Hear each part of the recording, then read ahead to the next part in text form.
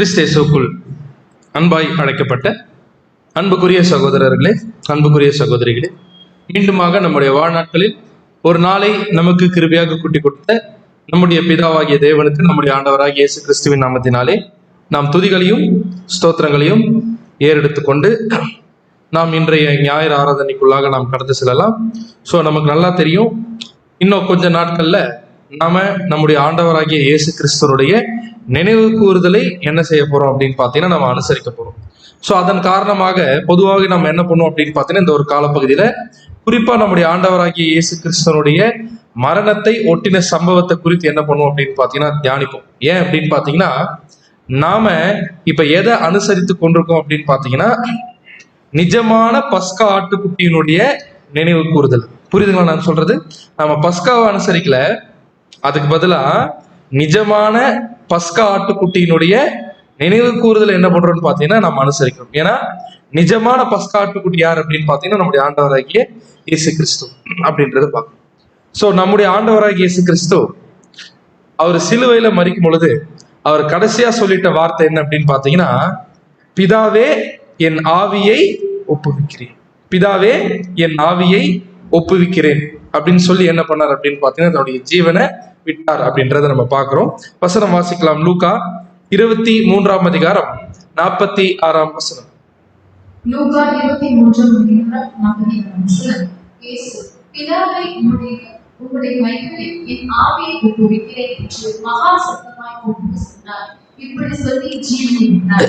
So நம்முடைய ஆண்டவராகிய இயேசு கிறிஸ்து கடைசி என்ன சொன்னாராமா, உம்முடைய கைகளில் என் ஆவியை ஒப்புவிக்கிறேன் என்று மகா சத்தமாய் கூப்பிட்டு சொன்னார். இப்படி சொல்லி ஜீவனை விட்டார் அப்படின்றத பார்க்கணும். ஸோ அப்படின்னா கடைசியா நம்முடைய ஆண்டவராகிய இயேசு கிறிஸ்து என்ன செஞ்சிருக்கிறார் அப்படின்னு பாத்தீங்கன்னா, அவருடைய ஆவிய பிதாவாகிய தேவன் கிட்ட ஒப்பு கொடுத்திருக்காரு அப்படின்றத பார்க்கணும். ஸோ அவருடைய ஆவிய ஒப்பு கொடுத்தார் அப்படின்றத பார்க்கணும் இல்லையா?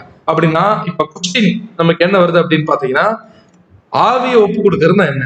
அதாவது எந்த ஆவியை ஒப்பு கொடுக்கிறாரு, அதே சமயத்துல அதை ஏன் தேவன் கிட்ட ஒப்படைக்க வேண்டும், அதை ஏன் தேவன் கிட்ட ஒப்படைக்க வேண்டும்? சோ நமக்கு நல்லா தெரியும், ஆவி அப்படின்னு வந்தாலே இந்த இடத்துல ஸ்பிரிட்ட அடையாளப்படுத்துது அப்படின்றத பார்க்கணும். சோ அப்படின்னா எந்த ஸ்பிரிட்ட நம்முடைய ஆண்டவராகிய இயேசு கிறிஸ்து தேவன் கையில ஒப்படைச்சார்? எதை ஒப்படைச்சார்? எதை ஒப்படைச்சார்? Very good. எதை ஒப்படைச்சார் அப்படின்னு பாத்தீங்கன்னா, பரிபூரண மனுஷீக நிலைமையுடைய அந்த ஜீவன். புரியுதுங்களா? நம்முடைய ஆண்டவராகிய இயேசு கிறிஸ்து இப்பொழுது அவர் சிலுவையில மரிக்கும் பொழுது எந்த ஒரு நிலைமையில இருந்தார் அப்படின்றத நம்ம பார்த்தோம். அவரு பரிபூர்ண மனுஷனாக தான் இந்த உலகத்துக்கு வந்தார் அப்படின்றத நம்ம பார்த்தோம். சோ அப்படி ஒரு பரிபூர்ண மனுஷனாக இருந்துட்டு நம்முடைய ஆண்டவராகிய இயேசு கிறிஸ்து அவர் மரிக்கும் பொழுது அந்த பரிபூர்ண மனுஷீக ஜீவன் என்ன பண்றாரு அப்படின்னு பாத்தீங்கன்னா ஒப்பு கொடுக்கிறார் அப்படின்றத பார்க்கணும். கரெக்டா சொல்றது? அப்படின்னா யார் கையில ஒப்பு கொடுக்கிறாரு? தேவன் கிட்ட ஒப்பு கொடுக்கிறார் அப்படின்னு பார்க்கணும். அப்படின்னா ஏன் இதை ஒப்படைக்கணும்? ஏன் இதை ஒப்படைக்கணும்?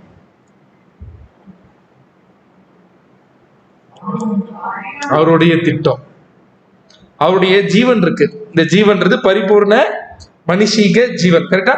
பரிபூர்ண மனுஷீக நிலைமை. ஏன் அதை சொல்றோம்னா, நம்முடைய ஆண்டவராகிய இயேசு கிறிஸ்து இந்த உலகத்துக்கு வரும்பொழுது அவர் இருந்த நிலைமை எது? பரிபூர்ண மனுஷீக நிலைமை. அப்படின்னா அந்த பரிபூர்ண மனுஷீக நிலைமையை தான் என்ன பண்றாருங்க நம்முடைய ஆண்டவராகிய இயேசு கிறிஸ்து, அந்த ஜீவனை தான் என்ன பண்றாரு அப்படின்னு பாத்தீங்கன்னா தேவன் கையில ஒப்பு கொடுக்கிறார் அப்படின்னு பாருங்க. அப்படின்னா அந்த ஜீவனை தேவன் கையில நம்முடைய ஆண்டவராகிய இயேசு கிறிஸ்து ஏன் ஒப்படைக்கணும்? Very good. சிம்பிளான ஒரு வேர்ட்ல நம்ம சொன்னோம்னா, ஆதாம் எழுந்து போனதை என்ன பண்ணணும் அப்படின்னு பாத்தீங்கன்னா ஒட்டுமொத்த மனுக்குலத்திற்கும் திருப்பி கொடுக்கணும். கரெக்டா?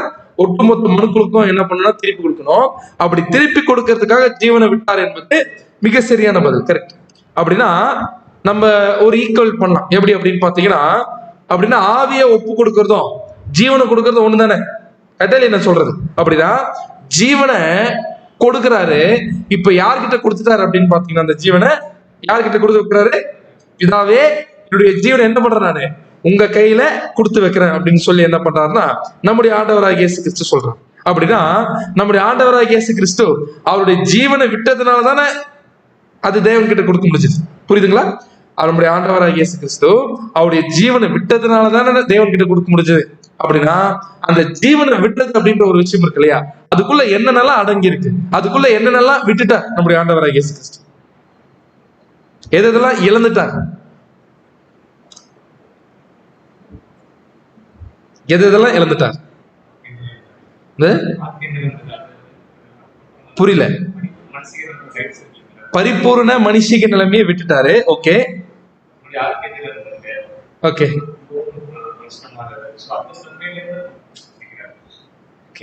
சோ ஆக்சுவலா பாத்தீங்கன்னா ஒரு பரிபூர்ண மனுஷீக நம்முடைய ஆண்டவராகிய இயேசு கிறிஸ்து அந்த நிலைமையில இருக்கும் பொழுது நம்முடைய ஆண்டவராகிய இயேசு கிறிஸ்துவுக்கு என்ன உரிமை இருந்துச்சு அப்படின்னு பாத்தீங்கன்னா, இந்த உலகத்துல பரிபூர்ண மனுஷனாக வாழக்கூடிய உரிமை யாருக்கு இருந்துச்சு? நம்முடைய ஆண்டவராகிய இயேசு கிறிஸ்துக்கு இருந்துச்சு. அவர் மரிக்கணும்ன்றது ஏதாச்சும் அவசியமா? அவர் மரிக்கணும்ன்றது அவசியமா? எந்த அவசியமும் இல்ல. அவர் லோகோஸ் பிரதர் சொன்ன மாதிரி அவர் லோகோஸ் நிலைமை விட்டு என்ன பண்றாருன்னு பாத்தீங்கன்னா பரிபூர்ண மனுஷன் வந்துட்டு நம்முடைய ஆண்டவராகிய இயேசு கிறிஸ்து ஒருவேளை அப்படியே இருந்திருந்தாருன்னா எந்த உரிமையை பயன்படுத்தி அவர் வாழ்ந்திருக்கலாம்? அந்த ஒரு பரிபூர்ண மனுஷீக உரிமையை பயன்படுத்தி நம்முடைய ஆண்டவராகிய இயேசு கிறிஸ்து எங்கே வாழ்ந்திருக்கலாம்? பூமியிலே என்ன பண்ணிருக்கலாம் அப்படின்னு பாத்தீங்கன்னா வாழ்ந்திருக்கலாம். கரெக்டா? அப்படின்னா ஒருவேளை ஆதாம் தவறே செய்யாம இருந்தாருன்னு வச்சுக்கோங்களேன். தவறே செய்யாம ஆதாம் இருக்கும் பொழுது அவருக்கு என்ன உரிமை இருந்திருக்கும்? இந்த உலகத்திலேயே வாழக்கூடிய ஒரு உரிமை யாருக்கு இருந்திருக்கும் அப்படின்னு பாத்தீங்கன்னா ஆதாமுக்கு இருந்திருக்கும். எந்த நிலைமையில வாழக்கூடிய உரிமை இருந்திருக்கும் அப்படின்னு பாத்தீங்கன்னா ஒரு பரிபூர்ண மனுஷனாக வாழக்கூடிய ஒரு உரிமை யாருக்கு இருந்திருக்கும்? ஆதாமுக்கு இருந்திருக்கும். அப்படின்னா அந்த உரிமை நம்முடைய ஆண்டவராகிய இயேசு கிறிஸ்துக்கு என்னாச்சுங்க? இருந்துச்சு. ஏன் இருந்துச்சுன்னு பாத்தீங்கன்னா அவர் இருந்த நிலைமை பரிபூர்ண மனுஷீக ஜீவன். அப்படின்னா அந்த பரிபூர்ண மனுஷீக ஜீவனை நம்முடைய ஆண்டவராகிய இயேசு கிறிஸ்து விடுறார் அப்படின்னு சொல்லும் பொழுது எதையும் விட்டுருக்கார் அப்படின்னு பாத்தீங்கன்னா நம்முடைய ஆண்டவராகிய இயேசு கிறிஸ்துவுக்கே இருக்கக்கூடிய ஹியூமன் லைஃப் ரைட்ஸ், அதாவது அவருடைய மனுஷீக ஜீவ உரிமை என்ன பண்றாரு? விட்டுறாரு. மனுஷீக ஜீவ உரிமை அப்படின்னா இப்ப மனுஷனா வாழக்கூடிய எல்லாருக்குமே மனுஷனா வாழறதுக்கு உரிமை இருக்கு. புரியுதுங்களா? இப்போ நமக்கு மனுஷனா வாழ்றதுக்கு உரிமை இருக்கா? நமக்கு மனுஷனா வாழ்றதுக்கு உரிமை இருக்கா? சரி பார்க்கலாம், அது பின்னாடி பார்க்கலாம். சரி நம்மளை விட்டுலாம். உலகத்தாருக்கு மனுஷனா வாழக்கூடிய உரிமை இருக்கா? இருக்கு. அப்ப மனுஷனா வாழக்கூடிய உரிமையில என்னெல்லாம் இருக்கு உலகத்துல? சொல்லுங்க, ஒரு மனுஷனுக்கு ஒரு உரிமை இல்லையா? நீங்க இப்படி பாக்குறத பத்தி ஒரு மனுஷன் இருக்கான்ல, அந்த மனுஷனுக்கு என்னென்ன உரிமை எல்லாம் இருக்கு? எல்லா ரைட்ஸ் இருக்கா? அதாவது இந்த ரைட்ஸ் அப்படின்றது நம்ம என்ன பண்ணல அப்படின்னு பாத்தீங்கன்னா பாவம் செய்யறதுக்கு யாருக்குமே ரைட்ஸ் கிடையாது. பட் ஒரு மனுஷனா வாழ்றவர்களுக்கு அந்த மனுஷனுக்கு உரிய சுபாவத்தை பயன்படுத்தி அந்த மனுஷனுக்கே சில உரிமைகள் என்ன ஆகுது அப்படின்னு பாத்தீங்கன்னா இருக்கு. சந்தோஷமா வாழக்கூடிய உரிமைகள் எல்லாமே இருக்கு. அத உலகத்தார் என்ன பண்ணலாம்னு பாத்தீங்கன்னா ஒரு மனுஷன் தாராளமா என்ன பண்ணலாம்? பயன்படுத்தலாம். இது விழுந்து போன மனுஷனுக்கே இருக்கு. அப்படின்னா ஆதாம் பரிபூர்ண மனுஷனா இருந்தார்ல, அவர் பரிபூர்ண மனுஷனா இருக்கும்போது அவருக்கு சில ரைட்ஸ் இருந்திருக்கும்ல. என்னென்ன ரைட்ஸ் எல்லாம் இருந்துச்சு அப்படின்னு பாத்தீங்கன்னா இந்த பூமிக்கு அவர் ராஜா. கரெக்டா? இந்த பூமிக்கே யாருன்னா ராஜா?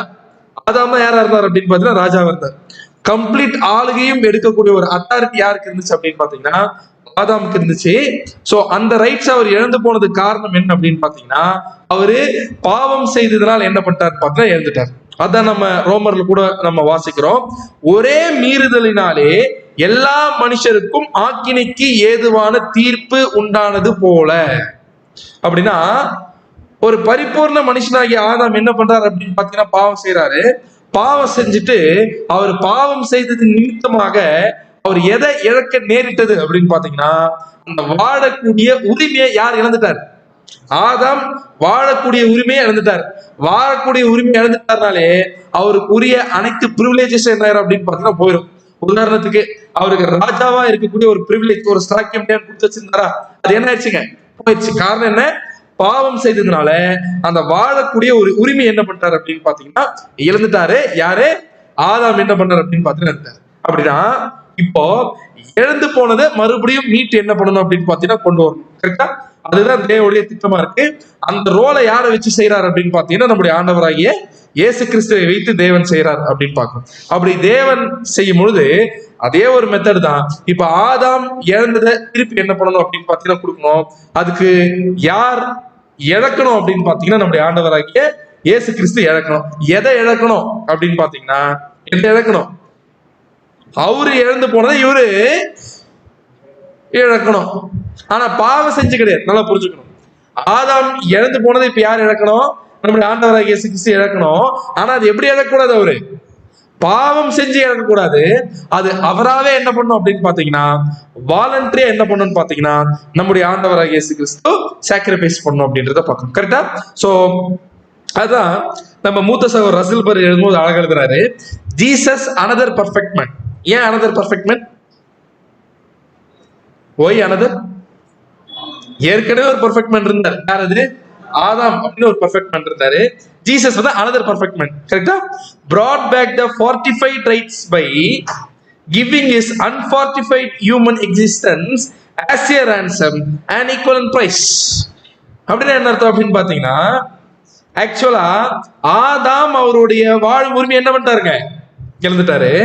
அந்த வாழும் உரிமையை அவரு இழந்ததை இவர் மறுபடியும் எப்படி மீட்டு கொண்டு வந்தாராமா? இவரு இவருக்கு ஒரு ஹியூமன் எக்ஸிஸ்டன்ஸ் இருந்துச்சு. கரெக்டா? இவர் ஒரு பரிபூர்ண மனுஷீகனா இருந்தார், ஜீவனா இருந்தாரு. அத அவர் ஆக்சுவலா பாவத்தினால என்ன பண்ணல? இழக்கல. பாவத்தினால் அது வந்து இழக்கல. அதுக்கு பதிலா என்ன பண்ணிருக்காரு அப்படின்னு பாத்தீங்கன்னா அத யாருக்காக கொடுத்துட்டார் அப்படின்னு பாத்தீங்கன்னா ஆதாமுக்காக கொடுத்துட்டாரு அப்படின்றத பாக்கிறோம். கரெக்டா?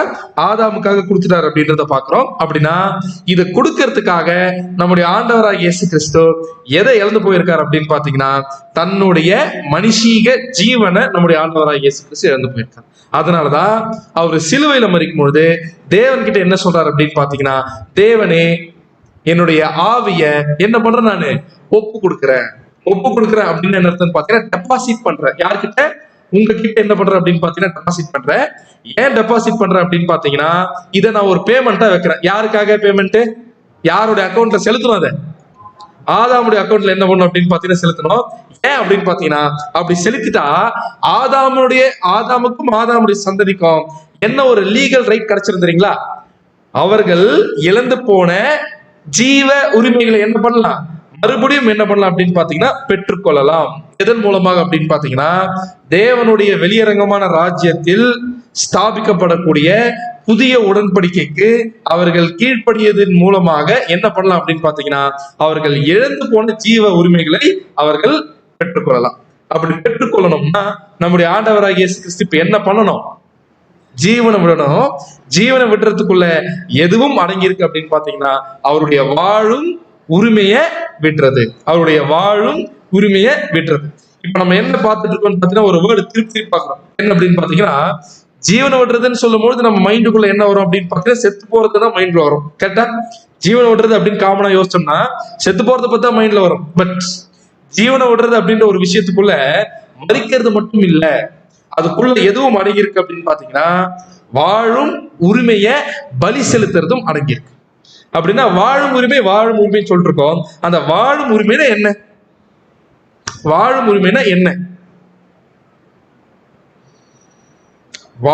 உரிமை என்றால் என்ன?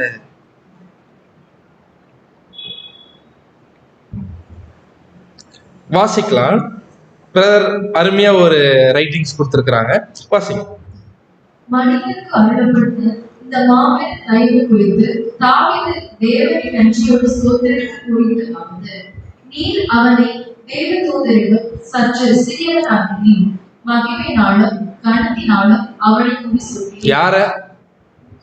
யார இது யாருக்கு பொருந்தும் இந்த வசனம்? யாருக்குங்க? ஆண்டவராகிய இயேசு கிறிஸ்துக்கும் பொருந்தும். முதல் அது யாருக்கு பொருந்தும் பாத்தீங்கன்னா ஆதாமுக்கு பொருந்தும். முதல் அது ஆதாமுக்கு பொருந்தும்.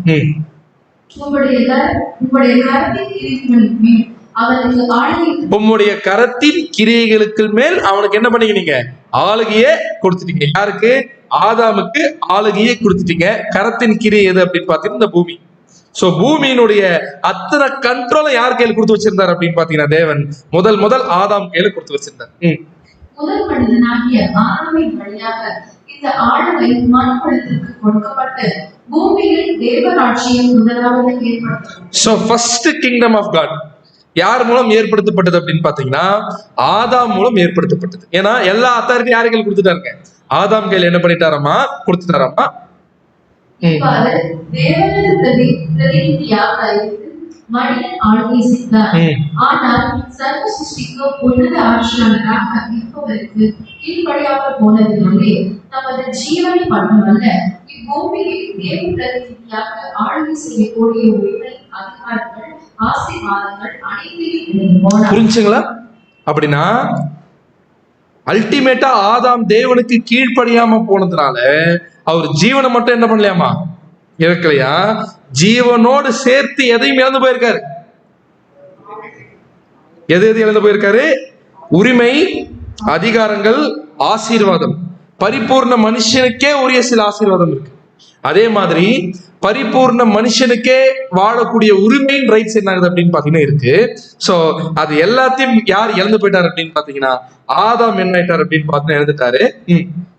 அந்த நாள் தொடங்கி அவன் ராஜாவுக்குரிய அதிகாரம் பறிக்கப்பட்டு மரண ஆக்கினையை பெற்ற கடவுள். சிம்பிளா என்ன ஆயிடுச்சு அப்படின்னு பாத்தீங்கன்னா ஆதாம் ராஜாவா இருந்தாரு, கிரிமினல் ஆயிட்டார் அப்படின்றார். கரெக்டா? ராஜாவா இருந்த ஆதாம் தேவனுக்கு முன்பாக என்ன ஆயிட்டார் அப்படின்னு பாத்தீங்கன்னா ஒரு கிரிமினலா என்ன பண்ணார் அப்படின்னு பாத்தீங்கன்னா மாறிட்டார். ஏன் அப்படின்னு பாத்தீங்கன்னா தன்னுடைய ஜீவ உரிமை என்ன பண்ணிட்டாருங்க? பாவம் செய்ததுனால விட்டு கொடுத்தார் அப்படின்றத பார்க்கணும். சோ இப்ப நாம என்ன குறிப்பா நம்ம கவனிக்க போறோம் அப்படின்னு பாத்தீங்கன்னா நம்முடைய ஆண்டவராக இயேசு கிறிஸ்து அவரு கடைசியில சிலுவையில் தன்னுடைய ஜீவனை கொடுத்தார் இல்லையா? அப்படி கொடுக்கும் பொழுது அந்த ஜீவனை விட்டு கொடுக்கும் பொழுது எதையும் விட்டு கொடுத்தார் அப்படின்றத நம்ம பார்த்தோம்னு பாத்தீங்கன்னா அதுக்குள்ள நம்முடைய ஆண்டவராகிய இயேசு கிறிஸ்துக்குரிய மனுஷீக ஜீவ உரிமைகளும் என்ன பண்ணிட்டார் அப்படின்னு பாத்தீங்கன்னா கொடுத்துட்டார் அப்படின்றத பார்த்தோம். இந்த பிக்சர் நீங்க எங்கன்னா பாத்தீங்கன்னா உங்களுக்கு லாபம் இருக்குன்னு நினைக்கிறேன். எங்க பார்த்தோம்? நம்ம எல்லாரு கையில ஒரு புக் கொடுக்கப்பட்டிருக்கு. நம்ம எல்லாருமே அதை வாசிச்சிருப்போம், வாசிச்சு முடிச்சிருப்போம்.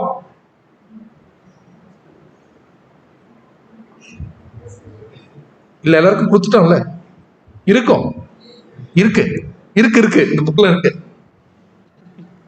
சோ நீங்க எடுத்து என்ன பண்ணுங்கன்னு பார்த்தீங்கன்னா படிச்சு பாருங்க. இது ரொம்ப ரொம்ப பிரோஜனமா இருக்கும்.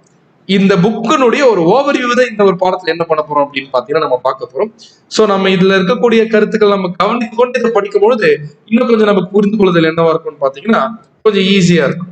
சோ இப்ப நம்ம என்ன பண்ண போறோம் அப்படின்னு பாத்தீங்கன்னா இந்த மனுஷீக ஜீவ உரிமைனா என்ன, அதை அவரு கொடுக்கறதுனா என்ன, அதை அவர் எப்படி கொடுத்தார், அது நாளைக்கு ராஜ்யத்துல உலக ஜனங்கள் எப்படி அதை பயன்படுத்தி கொள்ள போறாங்கன்றது என்ன பண்ண போறோம்னு பாத்தீங்கன்னா நம்ம கவனிக்கணும். இப்போ இதுக்குள்ள போறதுக்கு முன்பாக நம்முடைய ஆண்டவராகிய இயேசு கிறிஸ்து தன்னுடைய மனுஷீக ஜீவ உரிமையை கொடுத்துட்டார்ல. மனுஷீக ஜீவ உரிமைனா இந்த உலகத்துல பரிபூர்ண மனுஷனாக வாழக்கூடிய உரிமைய கொடுத்துட்டார் அப்படின்றத பார்த்தோம். கடைசியா யார் கையில கொடுத்துட்டார் அந்த உரிமையை? அந்த ஸ்பிரிட்டை தேவன் கையில என்ன பண்றாரு அப்படின்னு பாத்தீங்கன்னா கொடுத்துட்டார். இப்ப தேவன் கையில கொடுத்துட்டு நம்முடைய ஆண்டவராகிய இயேசு கிறிஸ்து இப்ப எந்த நிலைமையில இல்ல? இப்ப மனுஷீக நிலைமையில நம்முடைய ஆண்டவராகிய இயேசு கிறிஸ்து இல்ல. ஆனா அவர் சிலுவையில அந்த நிலைமையை தான் யாரு கையில டெபாசிட் பண்ணி வச்சாரு? பிதாவாகிய தேவன்களை டெபாசிட் பண்ணி வச்சார். இப்ப நம்முடைய ஆண்டவராகிய இயேசு கிறிஸ்து எந்த நிலைமையில இருக்காரு? தெய்வீக சுபாவத்தில் யார் இருக்காரு அப்படின்னு பாத்தீங்கன்னா நம்முடைய ஆண்டவராகிய இயேசு கிறிஸ்து இருக்கார். இப்ப உங்களுக்கு ஒரு கொஸ்டின், என்ன கொஸ்டின் பாத்தீங்கன்னா நம்முடைய ஆண்டவராகிய இயேசு கிறிஸ்து அவர் நினைத்தால், அவர் நினைச்சா தெய்வீக நிலைமையை விட்டுட்டு திரும்பியும் இந்த ஒரு பரிபூர்ண மனுஷிக நிலைமைக்கு வந்துட முடியுமா? என்னுடைய கொஸ்டின் திருப்பி கேட்கிறேன். நம்முடைய ஆண்டவராகிய இயேசு கிறிஸ்து அவர் நினைத்தால் தெய்வீக நிலைமையை விட்டுட்டு பரிபூர்ண மனுஷீக நிலைமைக்கு அவர் வந்துட முடியுமா? முடியாது. முடியாது. முடியும். நான் அவசியம் அதெல்லாம் கேட்கல. நான் அந்த கொஸ்டின்குள்ளலாம் போல, அவசியம் இல்லைன்ற பாயிண்ட் எல்லாம் பேசல. முடியுமா? முடியாது. இப்ப முடியாது. எப்ப முடிஞ்சிருக்கலாம்? நான் கேட்கறது அவருடைய உயிர் தேர்தலுக்கு அப்புறமா வச்சுக்கோங்க. முடியாது. ஷூர். வசனம் வாசிக்கலாம். யோவான் 10ஆம் அதிகாரம் 17ஆம் வசனம் 18ஆம் வசனம். நான் என் ஜீவனை மறுபடியும் அடைத்துக் கொள்ளும்படிக்கு அதை கொடுக்கிறபடியினால் பிதா என்னில் அன்பாயிருக்கிறார். நான் என் ஜீவனை மறுபடியும் அடைந்து கொள்ளும்படி அதை கொடுக்கிறபடியினால் பிதா என்னில் அன்பாயிருக்கிறார். நல்லா கவனிக்கலாம் இந்த வசனத்தை. ஜீவன்றது எந்த ஜீவன்? இந்த எந்த ஜீவன் தான் கொடுத்தாரு? மனுஷீக ஜீவன் தான் என்ன பண்ணார் அப்படின்னு பாத்தீங்கன்னா கொடுத்தார். நான் என் ஜீவனை மறுபடியும் அடைந்து கொள்ளும்படி அதை கொடுக்கிறபடியால் பிதா என்னில் என்னவா இருக்காராமா? அன்பா இருக்கார். நல்லா கவனிங்க, இதை படிச்சுட்டு கொஞ்சம் ஒரு ஆழமான விளக்கத்துக்குள்ள நம்ம போறோம். சோ நான் என் ஜீவனை மறுபடியும் அடைந்து கொள்ளும்படி அதை கொடுக்கிறபடியால் பிதா என்னில் அன்பா இருக்கிறார். எந்த ஜீவனை பத்தி பேசுறாரு இந்த இடத்துல? ஏன்னா அவர் கொடுத்தது எதுதான்? பரிபூர்ண மனுஷீக ஜீவனை தான் என்ன பண்றாரு அப்படின்னு பாத்தீங்கன்னா கொடுக்கிறாரு. அதை கொடுக்கிறபடினால் பிதா இடத்தில் அன்பா இருக்கிறார். ஒருவனும் அதை என்னிடத்திலிருந்து எடுத்துக்கொள்ள மாட்டான். அப்படின்னா என்ன அர்த்தம்? நம்முடைய ஆண்டவராகிய இயேசு கிறிஸ்துவ சிலுவையில இருந்து கொலை செஞ்சது, அவருடைய உரிமையை பறித்தது யூதர்களா ரோமர்களா அப்படின்னு கேட்டா யாருமே இல்லைன்றார். என்ன சொல்றாரு அப்படின்னு பாத்தீங்கன்னா, ஒருவனும் அதை என்னிடத்திலிருந்து எடுத்துக்கொள்ள மாட்டான். நல்லா நோட் பண்ணுங்க, நானே அதை கொடுக்கிறேன். ஆக்சுவலா கொடுத்தது யாருன்னா சிலுவையில நம்முடைய ஆண்டவராகிய இயேசு கிறிஸ்து தான் கொடுத்தாரு. நானே அதை கொடுக்கிறேன், அதை கொடுக்கவும் எனக்கு அதிகாரம் உண்டு, அதை மறுபடியும் எடுத்துக்கொள்ளவும் எனக்கு அதிகாரம் உண்டு. இந்த கட்டளையை என் பிதாவினிடத்தில் பெற்றுக்கொண்டேன். அதை கொடுக்கவும் எனக்கு அதிகாரம் இருக்கு, அதை மறுபடியும் எடுத்துக்கிறதுக்கும் எனக்கு என்ன இருக்குன்னு பாத்தீங்கன்னா அதிகாரம் இருக்கு. இதை நான் சொல்ல, இந்த கட்டளை என் பிதாவிடத்தில் பெற்றுக்கொண்டேன் என்ற ஒரு கன்க்ளூஷன் வர வேண்டாம், இருங்க. சோ அப்படின்னா நம்முடைய ஆண்டவராகிய இயேசு கிறிஸ்து என்ன ரைட்ஸ் இருக்காமா அவருக்கு? ஆக்சுவலா ஒரு பாயிண்ட் நம்ம என்ன புரிஞ்சுக்கணும்னு பாத்தீங்கன்னா, இயேசு கிறிஸ்து டைட்டில் என்ன கொடுத்திருப்பாருன்னு பாத்தீங்கன்னா, பூமிக்குரிய ஜீவனை பறி கொடுத்திடவில்லை அப்படின்னு ஆரம்பிச்சிருப்பார் ரசல் பிரதர். ஏன் தெரியுமா? அவரு தன்னுடைய வாழும் உரிமை இருக்கு இல்லையா, தன்னுடைய வாழும் உரிமை, இந்த உலகத்துல பரிபூர்ண மனுஷனா வாழும் உரிமை இருக்கு இல்லையா, அத யார்கிட்ட கொடுத்துட்டாரு அப்படின்னு பார்த்தோம். யார்கிட்ட கொடுத்துட்டாரு? பிதாவாகிய தேவன்கிட்ட கொடுத்துட்டாரு. யாருடைய ஜீவனை? அவருடைய பரிபூர்ண மனுஷிக்கு ஜீவன். கரெக்டா? அது யார்கிட்ட கொடுத்துட்டாரு? பிதாவாகிய தேவன்கிட்ட கொடுத்துட்டாரு. கொடுத்துறவர் என்ன சொல்றாரு அப்படின்னு பாத்தீங்கன்னா, அதை நான் கொடுத்துட்டேன், அதை கொடுத்துட்டாரே தவிர்த்து பறி கொடுக்கல. கொடுக்கறதுக்கும் பறி கொடுக்கறதுக்கு என்ன அர்த்தம்? வாலண்டியரை கொடுக்கறது வேற, கொடுத்துட்டு திரும்பி வாங்கலாம்.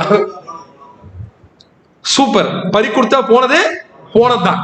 அப்படின்னா என்ன பண்ணலன்னு பார்த்தீங்கன்னா, அவர் பறி கொடுக்கல, பிதாவாகிய தேவன் கொடுத்து வச்சிருக்காரு. ஏன் கொடுத்து வச்சிருக்காரு? ஏன் கொடுத்து வச்சிருக்காரு? அதை எப்ப வேணா பயன்படுத்துவார். ஏன் கொடுத்து வச்சிருக்காரு அப்படின்னு பாத்தீங்கன்னா, எப்ப வேணா நம்முடைய ஆண்டவராகிய இயேசு கிறிஸ்து பயன்படுத்துவார். அப்படின்னா அந்த ஜீவனுக்கு சொந்தக்காரர் யாரு தான்? ஆண்டவராகிய இயேசு கிறிஸ்து தான். கரெக்டா இல்லையா? அதுதான் நான் என் ஜீவனை மறுபடியும் அடைந்து கொள்ளும்படி அதை கொடுக்கிறபடியால் பிதா என்னில் அன்பா இருக்கிறார் அப்படின்னு சொல்லும் பொழுது, அந்த ஜீவனை மறுபடியும் நம்முடைய ஆண்டவராகிய இயேசு கிறிஸ்து பயன்படுத்த போறாருன்னு பாத்தீங்கன்னா பயன்படுத்த போறாரு. அது யாருக்குன்றது பார்க்கணும், சரிங்களா? ஆனா இப்போ அந்த ஜீவனுக்கு சொந்தக்காரர் யாரு தான்? அவரு விட்டு கொடுத்துட்டாரு.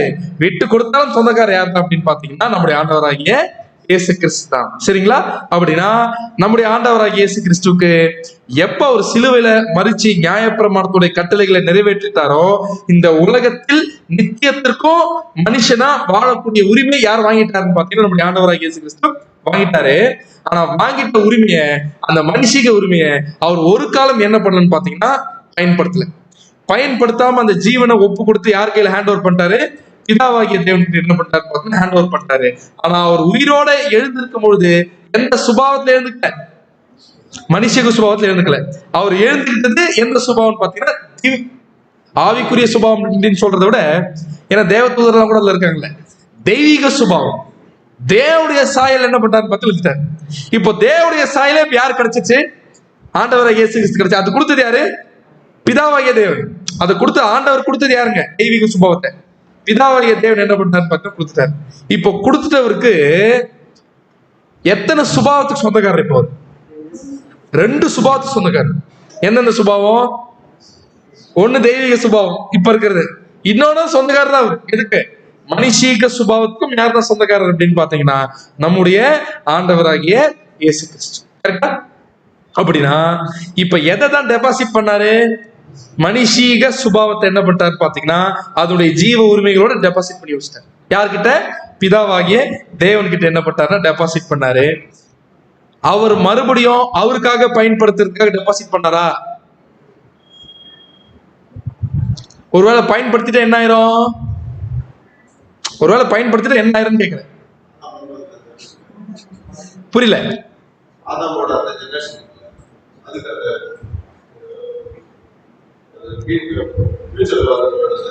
கொடுக்க முடியாது அவங்களுக்கு. அது சூப்பர். அதை என்ன பண்ண பிரதர் என்ன சொல்றாருன்னா, அப்போ இவர் அதை பயன்படுத்தினார்னா எதை கொடுக்க முடியாது? ஆதாமுடைய சந்ததிக்கு அந்த ஜீவனை என்ன பண்ண முடியாதுன்னு பாத்தீங்கன்னா கொண்டு போய் சேர்க்க முடியாது. ஏன்னா மறுபடியும் யார் தான் பயன்படுத்திட்டாரு? அதை அவருக்கே பயன்படுத்திட்டாரு. அதை அவரே பயன்படுத்தினார்னா மறுபடியும் ஆண்டவராகிய இயேசு கிறிஸ்து எங்க வந்துடுற மாதிரி ஆயிரும்? திரும்பி உலகத்துக்கு பரிபூர்ண மனுஷனாக வந்து வாழ்ற மாதிரி ஆயிரும். அப்படி வாழ்றதுக்கு அவர் ரைட்ஸ் இருக்கா? அப்படி வாழ்றதுக்கு அவர் ரைட்ஸ் இருக்கான்னு கேக்குறேன். இருக்கு, இருக்கு. ஆனா அவர் வரமாட்டார். அதான் பதில். அவருக்கு ரைட்ஸ் இருக்கான்னு கேட்டீங்கன்னா இருக்கு. ஆனா என்ன பண்ண மாட்டார்? அவரு வரமாட்டார். அதான் பதில். அப்படின்னா நம்முடைய ஆண்டவராகிய இயேசு கிறிஸ்துவுக்கு தன்னுடைய தெய்வீக சுபாவத்தை விட்டுட்டு மனுஷிக சுபாவத்துக்கு வர்றதுக்கு ரைட்ஸ் இருக்கா அப்படின்னு கேட்டீங்கன்னா ரைட்ஸ் இருக்கு. ஆனா அந்த ரைட்ஸ் அவர் பயன்படுத்துறதுக்காக விட்டுல. நல்லா புரிஞ்சு, அந்த ரைட்ஸ் அவர் மறுபடியும் அவருக்கே பயன்படுத்துறதுக்காக அதை என்ன பண்ணல? அவரு விட்டு கொடுக்கல. அதை ஏன் பிதாவாகி டெபாசிட் பண்ணி வச்சிருக்காருன்னு பாத்தீங்கன்னா அது யாருக்கு பயன்படுத்தணும்? உலக ஜனங்களுக்கு பயன்படுத்துறதுக்காக என்ன பண்ணிருக்காருன்னா கொடுத்திருக்காரு. அதை ரசல் ஒரு அருமை எழுதியிருக்காரு பாருங்க, வாசிங்க கொஞ்சம் ஃபாஸ்டா. 3ஆம் நாளில் நமது கர்த்தர் பிதாவின் மரணத்திலிருந்து இப்பொழுது அவர் பெற்றிருக்கிறதான இந்த மகிமையான சுபாவத்திற்கு உயர்த்தப்பட்ட போது, பூமிக்குரிய சுபாவத்தை காட்டிலும் அதிகம் மேலான சுபாவத்திற்கு உயர்த்தப்பட்ட போது அவர் பூமிக்குரிய சுபாவத்திற்கான உரிமையை கூட உடையவராகவே காணப்பட்டார். புரிஞ்சுங்களா? இப்ப என்னதான் அவரு திவ்ய சுபாவத்திற்கு உயர்த்தப்பட்டாலுமே கூட அவர் எதுக்கும் சொந்தக்காரரா இருக்காரு. அவரு அந்த ஹியூமன் ரைட்ஸ், அந்த பரிபூர்ண மனுஷிக்கு ஜீவனுடைய ஹியூமன் ரைட்ஸ் யாருதான் சொந்தக்காரரு? ஆண்டவராகிய இயேசு கிறிஸ்து தான் சொந்தக்காரரு. ஏன் தெரியுங்களா? அதை விட்டு கொடுத்துட்டாருன்னு சொல்லும் போது நம்ம என்ன புரிஞ்சு கூடாதுன்னா அவர் பறி கொடுக்கல. எப்ப தெரியுமா பறிப்போம்? எப்ப பறி போயிடும்? எப்ப பறி போயிடும் பாத்தீங்கன்னா பாவம் செஞ்சாதான் பறி போகும். ஆக்சுவலா பறி கொடுத்தாரு ஒருத்தர். யார் பறி கொடுத்துட்டாரு? ஆதாம் பறி கொடுத்துட்டாரு. ஆனா ஆண்டவராகிய இயேசு கிறிஸ்து என்ன பண்ணல? பறி கொடுக்கல. அவர் என்ன பண்ணிருக்காரு? விட்டு கொடுத்திருக்காரு, ஒப்பு கொடுத்திருக்காரு. பெரிய வித்தியாசம் இருக்குது. அப்படி பார்க்கும்பொழுது நம்ம ஆண்டவராகிய இயேசு கிறிஸ்து திவ்ய சுபாவத்தை தேவன் என்ன பண்ணாரு? கொடுத்துட்டாரு. பட் இருந்துட்டாலும் அவர் எதுக்குதான் சொந்தக்காரரா இருக்காரமா? எதுக்கும் சொந்தக்காரரு? அவர் மனுஷீக அந்த ஒரு உரிமைக்கும் சொந்தக்காரரா இருக்காரு. நம்முடைய உயர்வான சுபாவத்தினை மாற்றாமல் விட்டுவிட்டு பூமிக்குரிய சுபாவத்தினை பெற்றுக்கொள்ளலாம் என்று கர்த்தர் நிச்சயமாகவே என்ன சொல்றாரு அப்படின்னு பாத்தீங்கன்னா ஆண்டவராகிய இப்படி யோசிச்சிருப்பாரோ, இந்த தெய்வீக சுபாவத்தை விட்டுட்டு எங்க போய் எதை எடுத்துக்கலாம்? ஏன்னா இதுவும் நமக்கு சொந்தமா தானே இருக்கு. எதுவும் மனுஷிக ஜீவருமே சொந்தமா தானே இருக்குமே, அது எடுத்துக்கலாமா அப்படின்னு யோசிச்சிருப்பாரா அப்படின்னு பாத்தீங்கன்னா அவர் நிச்சயமா என்ன பண்ணிருக்க மாட்டாரு? யோசிச்சிருக்கவே மாட்டார். அதிலும் விசேஷமாக தேவனுடைய முழு திட்டத்தையும் சீர்குலைவிக் கொள்ளாகும். ஒருவேளை அப்படி எக்ஸ்சேஞ்ச் பண்ணிக்கிட்டா என்ன ஆயிரும்? அவருக்கு சொந்தம் இருக்குங்க. ஒருவேளை அதை எக்ஸ்சேஞ்ச் பண்ணிட்டு இருந்தா என்ன இருக்கும்? தேவனுடைய ஒட்டுமொத்த பிளானும் என்ன இருக்குன்னு பாத்தீங்கன்னா கொலாப்ஸ் ஆயிருக்கும். தேவனுடைய பிளான் என்ன இருக்குன்னு பாத்தீங்கன்னா கொலாப்ஸ் ஆயிருக்கும். காரியமாய் இருக்கும் என்கிற போது கர்த்தர் இப்படி நிச்சயமாகவே அப்படின்னா இப்படி செய்யறது தேவனுடைய திட்டத்தை கொலாப்ஸ் பண்ணுன்றதுனால இயேசு கிறிஸ்து இப்படி யோசிச்சிருப்பாரா? இப்படி யோசிச்சிருக்கிறதுக்கு என்ன கிடையாது அப்படின்னு பாத்தீங்கன்னா வாய்ப்பே இல்லை. இதோ விவரிக்கிறோம். ஒருவேளை மரணத்திலிருந்து பிதாவின் மகனுக்கு திவ்ய சுபாவத்திற்கு எழுதப்பட்டுள்ளதான நமது கர்த்தர் இயேசு பின்வருமாறு, பிதாவே என்னை இவ்வளவு உயர்த்தினதில் எனக்கு நீ பாராட்டி உள்ள அன்பையும் நான் பெரிதும் மதிக்கிறேன். அதாவது ஒருவேளை ஆண்டவராகிய இயேசு கிறிஸ்து இப்படி சொல்றாருன்னு வச்சுக்கோங்க அப்படின்னு சொல்றாரு. என்னன்னு பாத்தீங்கன்னா, தேவனே எனக்கு நீங்க தெய்வீக சுபாவத்தை என்ன பண்ணிட்டீங்க? கொடுத்துட்டீங்க. ரொம்ப நன்றி, ரொம்ப தேங்க்ஸ். இதெல்லாம் சாதாரண விஷயமே இல்ல. நான் இது ரொம்ப பெருசா என்ன பண்றேன் அப்படின்னு பாத்தீங்கன்னா மதிக்கிறேன். ஆனாலும் இப்பொழுதோ நான் மனுஷிக சுபாவத்தையே விரும்புகிறேன் என்று கூறுகிறார் என்று வைத்துக் கொள்ளலாம். இப்படி வச்சுக்கலாம் அப்படின்றார். அப்படி இல்ல, வச்சுக்கலாம். நீ என்னதான் அப்படி கொடுத்தாலும் எனக்கு நான் எதை யூஸ் பண்ணிக்கிறேன்? நான் மனுஷீக சுபாவத்தையே பெறத விரும்புறேன் ஆண்டவராக இயேசு கிறிஸ்து ஒருவேளை சொல்லியிருந்தாருன்னா, ஒருவேளை அவர் இப்படியாக பேசுகிறார் என்று நாம் கற்பனை பண்ணினால் கூட இப்படி பேச மாட்டாரு, புரிஞ்சுக்கலாம். பட் அவர் என்ன பண்றது கிடையாது, அவர் பேச மாட்டாரு. ஆனா இப்படி பேசினார் நம்ம கற்பனை பண்ணனாலும் கூட அவரது மனுஷீக ஜீவனை அவர் ஒருபோதும் பறிகொடுக்காத காரணத்தினால் அதற்கான உரிமையினை உடையவராகத்தான் அவர் காணப்படுவார் என்று நாம் பார்ப்போம். அப்படின்னா என்ன அர்த்தம்? அப்படி ஒருவேளை அது கற்பனை பண்ணாலுமே கூட அவர் அந்த மனுஷீக ஜீவனை மறுபடியும் எடுத்துக்கொள்வதற்கு அவருக்கு ரைட்ஸ் இருக்கா அப்படின்னு கேட்டா என்னதான் இருக்கு?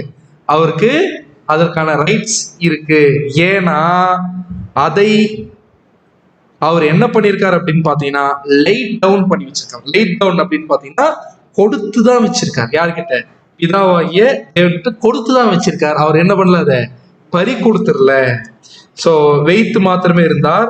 தேவனுக்கான கீழ்ப்படுதலில் அவர் தம்மையே ஒப்பு கொடுத்து விட்டார். மற்றும் ஒருவேளை அவரது உயிர் தேர்தலில் அவர் பூமிக்குரிய சுபாவத்தினை விரும்பிட்டாலும் அதனை திரும்பவும் அவர் ஒருவேளை பெற்றுக்கொள்வது முற்றிலும் தகுதியானதே. ஒருவேளை அவர் விருப்பப்பட்டா அவர் எடுத்துக்கொள்வதற்கு யாருக்கு உரிமை இருக்கு? நம்முடைய ஆண்டவராக இயேசு கிறிஸ்துக்கு என்ன இருக்கு அப்படின்னு பாத்தீங்கன்னா உரிமை இருக்கு.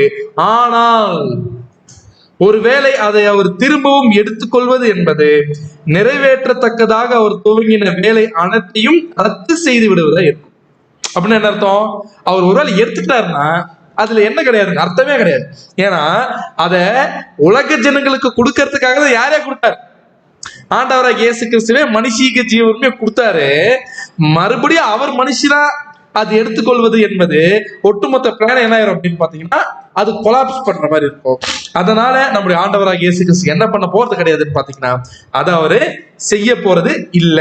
அதுவும் இல்லாம சொல்லியிருக்காருல, தேவனே உலகம் உண்டாகிறதுக்கு முன்னே உம்மிடத்தில் எனக்கு உண்டாயிருந்த மகிமையினால் இப்பொழுது நீர் என்னை உம்மிடத்திலே மகிமைப்படுத்தும் அப்படின்னு பேசினார்ல. அந்த விஷயம் என்ன ஆயிரும் அப்படின்னு பாத்தீங்கன்னா ஒருவேளை எடுத்துக்கொண்டா அது பொய்யாயிர மாதிரி போயிடும் அப்படின்னு பாக்குறோம். அப்படின்னா ஒரு பாயிண்ட் நமக்கு தெளிவா புரிஞ்சு போச்சு. நம்முடைய ஆண்டவராக இயேசு கிறிஸ்து சிலுவையில அவர் விட்டது பரிபூர்ண மனுஷீக ஜீவன். கரெக்டா? மனுஷீக ஜீவன் அதை யார் கையில கொடுத்து வச்சுட்டார்? டெபாசிட் பண்ணிட்டார். பிதாவாகிய தேவன் கையில டெபாசிட் பண்ணிட்டார். கொடுத்து டெபாசிட் பண்ண விஷயத்த நம்முடைய ஆண்டவராக இயேசு கிறிஸ்து அவருக்கே யூஸ் பண்ணிக்கிறதுக்கு ரைட்ஸ் இருக்கா? இருக்கு. ஏன்னா அவர் என்ன பண்ணல, பறி கொடுக்கல, கொடுத்து வச்சிருக்காரு. சரிங்களா? அப்படின்னா அதை கொடுக்கணும்னா எதை இழந்திருக்கார் நம்முடைய ஆண்டவராக இயேசு கிறிஸ்து? தன்னுடைய அதை கொடுக்கறது என்ன அர்த்தம்? தன்னுடைய வாழும் உரிமையை என்ன பண்ணிட்டாருங்க, கொடுத்துட்டாரு. எப்பதான் கொடுக்க முடியாத, எப்பதான் கொடுக்க முடியும்? அதை இழந்துட்டா தானே கொடுக்க முடியும். அதை கொடுத்துறதுனா என்ன அர்த்தம்? இன்னாங்க இதை நான் கொடுத்துறேன். ஒரு பொருளை கொடுத்துறதுன்னா என்ன அர்த்தம் அப்படின்னு பாத்தீங்கன்னா இனி அதை நான் என்ன பண்ண மாட்டேன், பயன்படுத்த மாட்டேன். கரெக்டா? அப்படின்னா நம்முடைய ஆண்டவராகிய இயேசு கிறிஸ்து உலக ஜனங்களுக்கு மறுபடியும் இழந்து போன வாழும் உரிமையை மீட்டு கொடுக்கணும்னா, இந்த உலகத்துல பரிபூர்ண மனுஷனா வாழக்கூடிய உரிமையை மீட்டு கொடுக்கணும்னா அவர் எதை இழந்து போனோம்? மனுஷீக ஜீவ உரிமையை இழந்து போக வேண்டும். அப்படின்னா நம்முடைய ஆண்டவராகிய இயேசு கிறிஸ்து எதை பலி செலுத்தணும்? பரிபூர்ண மனுஷீக ஜீவ உரிமை என்ன பண்ணணும் அப்படின்னு பாத்தீங்கன்னா பலி செலுத்த வேண்டும். அது எப்ப பலி செலுத்தினார்? கொஸ்டின். 2 ஈவென்ட். ஒன்னு ஜோர்டான், இன்னொன்னு கல்வாரி. நம்ம ஆண்டவர் எப்பொழுது வாழும் உரிமைய பலி செலுத்திட்டார்? கல்வாரியில. ஞானஸ்தானத்துல ஆரம்பிச்சு கல்வாரி. நான் அப்படி கேட்கல, நீங்க ரொம்ப ஞானமா பதில் சொல்றீங்க. ஆக்சுவலா நீங்க சொல்றதும் சரிதான். பட் நான் கேட்கிற ஒரு டெப்தான ஒரு பாயிண்ட் புரிஞ்சுக்கொள்றதுக்காக நான் கேட்கிறேன். எந்த ஈவெண்ட்? ஏதாச்சும் ஒரு ஈவெண்ட் சொல்லுங்க. ஜோர்டானா கல்வாரியா? கல்வாரி தான். ஜோர்டான் தான். கல்வாரி தான். ஜோர்டான் தான். ஆக்சுவலா ஒரு சொல்லட்டுமா, நீங்க ரெண்டுமே சொல்றது கரெக்ட் தான். ரெண்டுமே கரெக்ட் தான். ஆக்சுவலா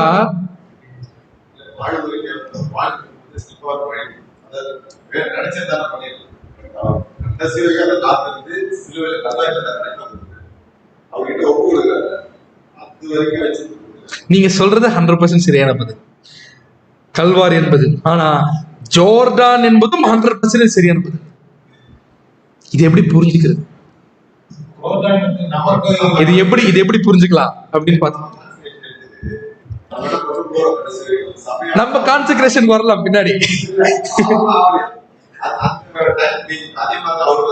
ஆக்சுவலா அப்படி இல்லைங்க பிரதர். அது ஆக்சுவலா 100% வாழும் உரிமையை நம்முடைய ஆண்டவராகிய இயேசு கிறிஸ்து எங்க கொடுத்துட்டாரு அப்படின்னு பாத்தீங்கன்னா ஜோர்டான்ல கொடுத்துட்டாரு.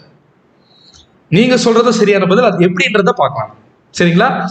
இதுக்கு ஒரு அருமையான ஒரு எக்ஸ்பிளனேஷன் அவன் மூத்த சகோதரர் ரசல்பர்க் என்ன பண்ணிருக்காரு கொடுத்திருக்காரு. கொஸ்டின் புக் 372ல வாசிங்க. இயேசு தம்மை கற்பனைக்கையில் தேவனே உம்முடைய சித்தத்தின்படி செய்ய இதோ வருகிறேன் என்று கூறினபோது அவர் அதை எதை ஒப்படைத்தார்? அந்த எதை என்றது மனுஷிக ஜீவ உரிமை. கரெக்டுங்களா? அதை ஒப்படைச்சாரு. இப்போ சொல்லிட்டு வர்றாருல, தேவனே உங்களுடைய சித்தத்தை என்ன பண்றானே செய்ய வர. இப்ப தேவனுடைய சித்தம் என்னவா இருக்கு? உங்களுடைய பரிபூர்ண மனுஷி ஜீவன் என்ன பண்ணிருக்க அந்த உரிமையை கொடுத்துருங்க அப்படின்றது தேவனுடைய சித்தமா இருக்கு. கரெக்டா? அதை கொடுக்க வந்தார்ல, அப்படி கொடுக்க வரும்போது எதை ஒப்பு கொடுத்தார் அப்படின்னு கேட்கிறாரு. ஆக்சுவலா அவர் எதை ஒப்பு கொடுத்துட்டாருன்னு பாத்தீங்கன்னா அவருடைய சித்தத்தை ஒப்பு கொடுத்துட்டாரு. புரிஞ்சுங்களா? யாருடைய சித்தத்தை ஒப்படைச்சிட்டாரமா?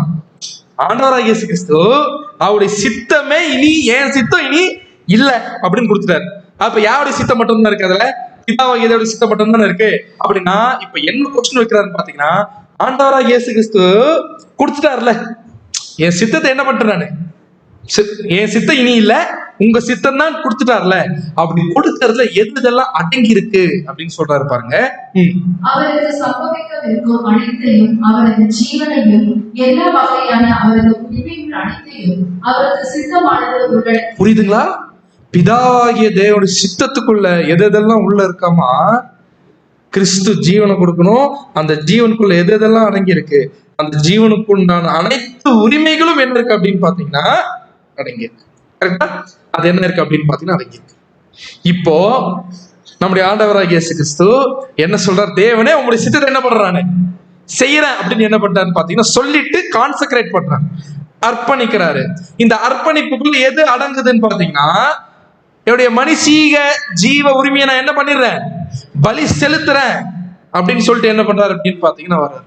அப்ப பலி செலுத்திட்டாரா அப்படின்னு கேட்டா என்ன பண்ணிட்டாரு? அங்கே என்ன பண்றாரு நம்முடைய ஆண்டவராகிய இயேசு கிறிஸ்து? கொன்னுட்டாரு. எதை? மனுஷீக ஜீவ உரிமை என்ன பண்றாரு அப்படின்னு பாத்தீங்கன்னா கொன்னுட்டாரு. கரெக்டா? என்ன பண்றாருன்னு பாத்தீங்கன்னா கொன்னுட்டாரு. எங்கே? ஜார்டான்ல கொன்னுட்டாரு. ஏன்னா என்ன சொல்ற, தேவனே உங்களுடைய சித்தத்தை என்ன பண்றேன் நானு செய்ய வரேன். அந்த சித்தத்துக்குள்ள எது இருக்கு?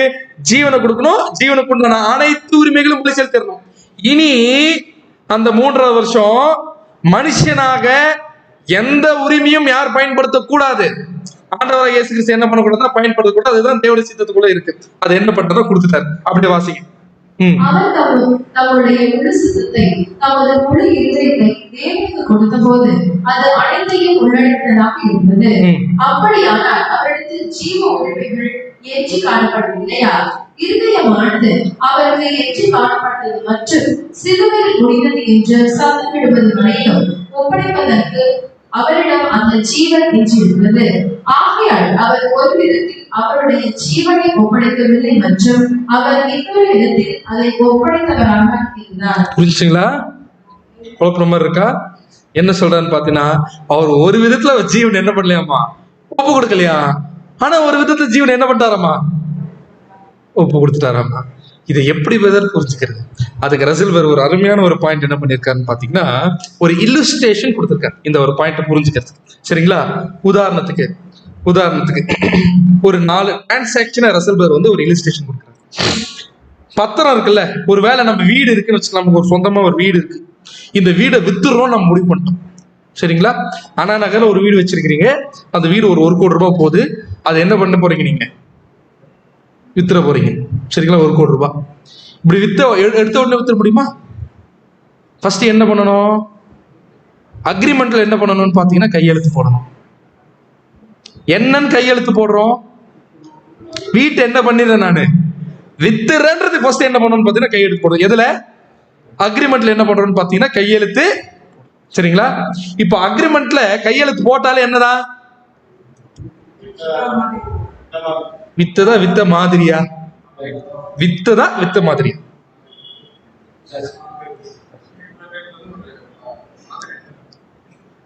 நான் கேட்கிறது, அக்ரிமெண்ட் என்பது அந்த இடத்துல வித்ததா வித்த மாதிரி? வித்ததா வித்த மாதிரியா? வித்ததா. கரெக்ட். வித்த மாதிரி எப்ப ஆகும்? ஏன் வித்த மாதிரின்னு சொல்றீங்கன்னு எனக்கு புரியுது. ஒருவேளை என்ன கூட பண்ணலாம், அதை அவரை விக்காம கூட போலாம், அதனால நான் என்ன பண்றேன், வித்த மாதிரின்னு சொல்றேன். அப்படின்னா வித்த மாதிரின்னு சொன்னா அந்த அக்ரிமெண்ட் போட்ட நபர் எப்பேற்பட்டவரா இருப்பார்? அவர் ஆக்சுவலா என்ன கிடையாதுன்னு பாத்தீங்கன்னா, அவர் சரியா ஹானர் பண்றவர் கிடையாது அக்ரிமெண்ட். கரெக்டா? அதனாலதான் என்ன சொல்றேன்னு பாத்தீங்கன்னா, வித்த மாதிரி அப்படின்னு சொல்றீங்க. உதாரணத்துக்கு இந்த இந்த ஒரு இல்லஸ்ட்ரேஷன்ல நம்மளை விட்டுறலாம். நம்மளை வச்சு யோசிக்கிறதுனால வித்த மாதிரி விற்காத மாதிரிலாம் வருது மைண்ட். ஆண்டவராக இயேசு கிறிஸ்து ஒரு வீடை விற்கிறான்னு வச்சுக்கோங்க. ஆண்டவராக இயேசு கிறிஸ்து ஒரு வீடை விற்கிறாருன்னு வைங்களேன். ஆண்டவராக இயேசு கிறிஸ்து ஒரு வீடை விற்கிறாரு. அவர் அவருக்கு சும்மா புரிஞ்சுக்கிறதுக்காக சொல்றேன் நான், அவருடைய ஹானஸ்டிய சொல்றதுக்காக. அவருக்கு 1 கோடி ரூபாய் சொந்தமுள்ள ஒரு வீடு இருக்குங்க. நம்முடைய ஆண்டவராக இயேசு கிறிஸ்து என்ன பண்ணணும்னு பார்த்தா, அதை விற்கணும். அதை விற்கிறன்னு அக்ரிமெண்ட்ல என்ன பண்றான்னு கையெழுத்து போடுறாரு. ஒருத்தருக்கு 3 மாசம் கழிச்சு நான் என்ன பண்றத வித்துறன்னு கையெழுத்து போடுறாரு. இப்போ சொல்லுங்க, அந்த அக்ரிமெண்ட்ல வித்ததா வித்த மாதிரியா? வித்ததா. ஏன்? ஏன்னா சொன்னா என்ன பண்றாரு, அவரு செஞ்சிருவாரு. கரெக்டா? ஓகே, சொல்லுங்க. இப்படி வர வேண்டியதா இருக்கு. இப்ப அக்ரிமெண்ட்ல கையெழுத்து போடுறது என்பது வித்ததா வித்த மாதிரியா?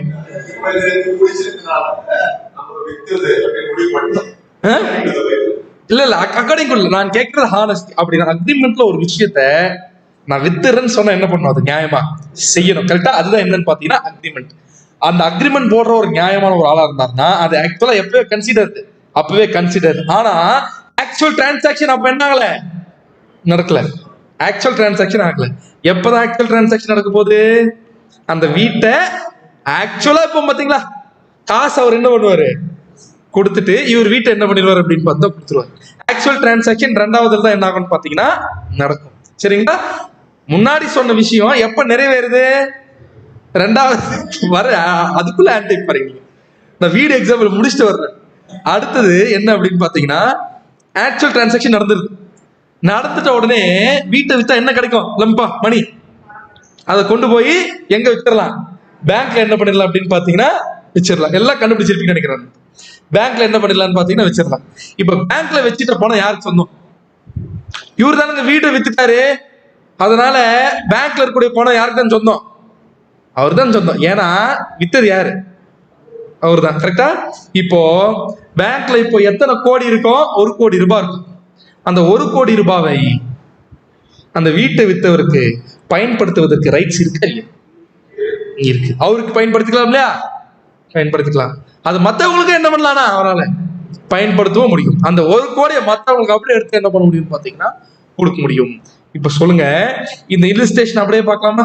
அப்படின்னா அந்த agreement signing is equal to எப்போ? Very good. ஜோர்டான்ல என்ன சைன் போட்டு கொடுத்துட்டாரு? பரிபூர்ண அப்படியே சைன் போட்டாரு. ஆக்சுவலா என்ன தெரியுமா சைன் போட்டாரு? நம்முடைய ஆண்டவராகிய இயேசு கிறிஸ்து. நீங்க சொல்றது கரெக்ட் தான். தேவனே உங்களுடைய சித்தத்தை என்ன பண்றானு அப்படி எடுத்து பண்ணிருக்காரு. வெத்து பத்திரத்தை கொடுங்க, அதுல என்ன பண்ணிடுறேன் நானு கையெழுத்து போட்டு கொடுத்துறேன். யார் ஃபில் பண்ணிக்கோங்க? நீங்க ஃபில். அப்படின்னா என்ன? இது செஞ்சார செய்யல. தேவனே உங்களுடைய சித்தத்தின்படி நான் செய்ய வரேன்னு அர்த்தம். வெத்து பத்திரத்தை கொடுத்துருங்க, கையெழுத்து போட்டு கொடுத்துறேன். இப்ப பிதாவாகிய தேவன் எதை வேணா ஃபில் பண்ணுவார். கரெக்டா இல்லையா? எதை வேணா என்ன பண்ணுவாரு அவர் ஃபில் பண்ணிப்பாரு. சோ இப்படி கையெழுத்து போட்டாரா போடலையா? போட்டார். அப்படின்னா அவர் ஃபில் பண்றதுக்குள்ள எதுவும் இருக்குன்னு பாத்தீங்கன்னா உயிரை கொடுத்துருந்தோம். ஜீவ உரிமைகள் என்ன பண்ணிடணும்னு பாத்தீங்கன்னா விட்டு கொடுத்துரும். இதையும் சேர்த்து என்ன பண்ணார்னு பாத்தீங்கன்னா நம்முடைய ஆண்டவராகிய இயேசு கிறிஸ்து அதுல கையெழுத்து போட்டார். அப்படி பலி செலுத்தினார். அப்படின்னா ஞானஸ்தானத்தில் தன்னுடைய பரிபூர்ண மனுஷிக நிலைமை என்ன பண்ணிட்டார்? நம்முடைய ஆண்டவராகிய இயேசு கிறிஸ்து கொன்னுட்டார். அங்கேயே அவருடைய சித்தத்தை என்ன பண்ணாரு பார்த்தீங்கன்னா கொன்னுட்டாரு. ஏன்னா அந்த பாயிண்ட்ல தான் நம்முடைய தேவன் நம்முடைய ஆண்டவராகிய இயேசு கிறிஸ்துவை ஆவியில் ஜெனிப்பிக்கிறாரு. ஆவியில் ஜெனிப்பிக்கப்படுதல்னா என்ன அர்த்தம்? ஒரு புதிய கருவை உருவாக்குறார். ஏன் அந்த கருவை உருவாக்குறார் அப்படின்னு பாத்தீங்கன்னா, அடுத்தது இவரை வேற சுபாவத்துக்கு என்ன பண்ணணும், கொண்டு வரணும். இவர் தான் ஞானஸ்தானத்துல எதை கொண்டுட்டாரு? மனுஷீக ஜீவ உரிமையை கொண்டுட்டாரு. அதை கொடுத்துறேன்னு சொல்லிட்டவர்னால திருப்பி எதை எடுக்க போறது கிடையாது. அவரு அதை எடுக்க முடியாது. அப்படின்னா ஞானஸ்தானத்தில் எதை உருவாக்குறாரு பாத்தீங்கன்னா, தன்னுடைய சிந்தையினுடைய கருவை உருவாக்குறார். அப்படின்னா ஒரு புதிய சிருஷ்டி என்ன ஆகுதுன்னா உருவாகுது. ஒரு புதிய சிந்தை என்ன ஆகுது அப்படின்னு பாத்தீங்கன்னா உருவாகுது. புதிய மைண்ட் உருவாகுது. அந்த மைண்ட் யாரை போலவே இருக்குது? பிதாவாகிய தேவனை போலவே இருக்கு. இப்ப இந்த மைண்ட் தான் யார் வளர்த்தி எடுக்கணும்? நம்முடைய ஆண்டவராகிய இயேசு கிறிஸ்து என்ன பண்ணணும்னு பாத்தீங்கன்னா அவர் வளர்த்தி எடுக்க வேண்டும். ஆனா அவர் உருவாக்குனார்ல அந்த மைண்ட, அந்த மைண்டுக்கு ஏற்ற சரீரம் அது இல்ல. அந்த மைண்டுக்கு ஏற்ற சரீரம் எது? ஆவிக்குரிய சுபாவம். கரெக்டா? நம்ம ஆத்மா படத்துல கேட்போம். என்னன்னு பாத்தீங்கன்னா, ஆத்மானா என்ன அப்படின்னு கேட்டா, சரீரம் சிந்தை சேர்ந்ததுதான் என்ன? ஒரு ஆத்மா. கரெக்டா? நாம ஒரு ஆத்மா. என்ன? மனுஷன் ஒரு ஆத்மா. அவனுக்கு ஒரு மனுஷ சரீரம் இருக்கு. என்ன சிந்தை இருக்கு? மனுஷ சிந்தை இருக்கு. கரெக்டா? அப்ப ஒரு மனித ஆத்மா. தேவன் ஒரு ஆத்மாவா அப்படின்னு கேட்டா என்ன சொல்லலாம்? ஆமா. எப்படி? அவருக்கும் இந்த காம்பினேஷன் இருக்கு. என்ன காம்பினேஷன்? சிந்தை சரீரம். சிந்தை சரீரம். எந்த சரீரம்? தெய்வீக சரீரம், அழிக்க முடியாத சரீரம். இந்த அழிக்க முடியாத சரீரத்துல எந்த சிந்தை இருந்தா தான் கரெக்டா இருக்கும்னு பாத்தீங்கன்னா, பிதாவாகி தேவனுடைய சிந்தை இருந்தா கரெக்டா இருக்கும். கரெக்டா இல்லையா? ஓகே. அப்படின்னா அந்த சரீரத்தை யாருக்கு தான் கொடுக்க முடியும்? யாருக்கு தான் கொடுக்க முடியும்னு பாத்தீங்கன்னா, தேவனை போல இருக்கக்கூடிய சிந்தை இருக்கிறவங்களால அந்த சரீரத்தை கொடுக்க முடியும். உதாரணத்துக்கு, ஏன் நம்முடைய ஆண்டவராகிய இயேசு கிறிஸ்துக்கு இதை கொடுத்தாருன்னு பின்னாடி பார்க்கலாம். வேற ஒரு சிந்தை இருக்கிறவங்களுக்கு அந்த சரீரம் கொடுத்தா என்ன ஆகும்? ஒரு உதாரணத்துக்கு கேட்கிறேன். லூசிபர் இருக்காருல்ல, லூசிபர், அவருக்கு அந்த சரீரத்தை கொடுத்துருந்தா என்ன ஆயிருக்கும்? சாவாமலே இருந்திருப்பார்ல. எந்த மைண்டோட? லூசிபர் மைண்டோட சாகாமைக்குரிய சரீரம். காம்பினேஷன் யோசிச்சு பாருங்க எப்படி இருக்கும். என்ன ஆகும்?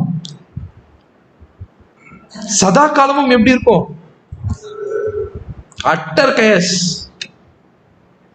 அதனால்தான் இந்த இடத்துல தேவன் முதல் என்ன பண்றாரு அப்படின்னு பாத்தீங்கன்னா, கருவையே எடுத்து உருவாக்குறாரு. ஆண்டவராக இயேசு கிறிஸ்துவுக்கு எதை கொடுத்துடல, எடுத்த உடனே சரீரத்தை கொடுத்துடல, முதல்ல சிந்தையை கொடுக்கிறார். சிந்தை என்ன பண்ணப்படணும்? அந்த இடத்துல வளர்க்கப்படணும். அப்படின்னா ஞானஸ்தானத்துல நம்முடைய ஆண்டவராக இயேசு கிறிஸ்து என்ன ஆயிட்டார்? புதிய சிருஷ்டி ஆயிட்டார். புதிய சிருஷ்டி ஆனவர்னால இப்ப எதை பயன்படுத்த முடியாது, எதை பயன்படுத்தக்கூடாது? மனுஷன் கிடையாது. இனி அவர் 3.5 வருஷம் எதை முழுசா விட்டுருக்கணும்? அவரு ஒரு நியாயமா ஒரு மனுஷனுக்கே உரிய எந்த உரிமையும் யார் பயன்படுத்தவில்லை அப்படின்னு பார்த்தீங்கன்னா, நம்முடைய ஆண்டவராகிய இயேசு கிறிஸ்து என்ன பண்ணிக்கல, பயன்படுத்தல. ஏன்? அக்ரிமெண்ட்ல என்ன பண்ணிட்டார்? அப்பவே என்னன்னு சைன் போட்டார்? நான் அதை என்ன பண்ணிட்டேன், கொன்னுட்டேன்னு என்ன பண்ணிட்டாருன்னு பாத்தீங்கன்னா சைன். அப்படின்னா இதுதான் நம்முடைய ஆண்டவராகிய இயேசு கிறிஸ்து ஞானஸ்தானத்துல என்ன பண்ணார் அப்படின்னு பாத்தீங்கன்னா, வரும்பொழுது சொன்னாரு. வாசிக்கலாம். எபிரேயர் 10ஆம் அதிகாரம் 7ஆம் வசனம்.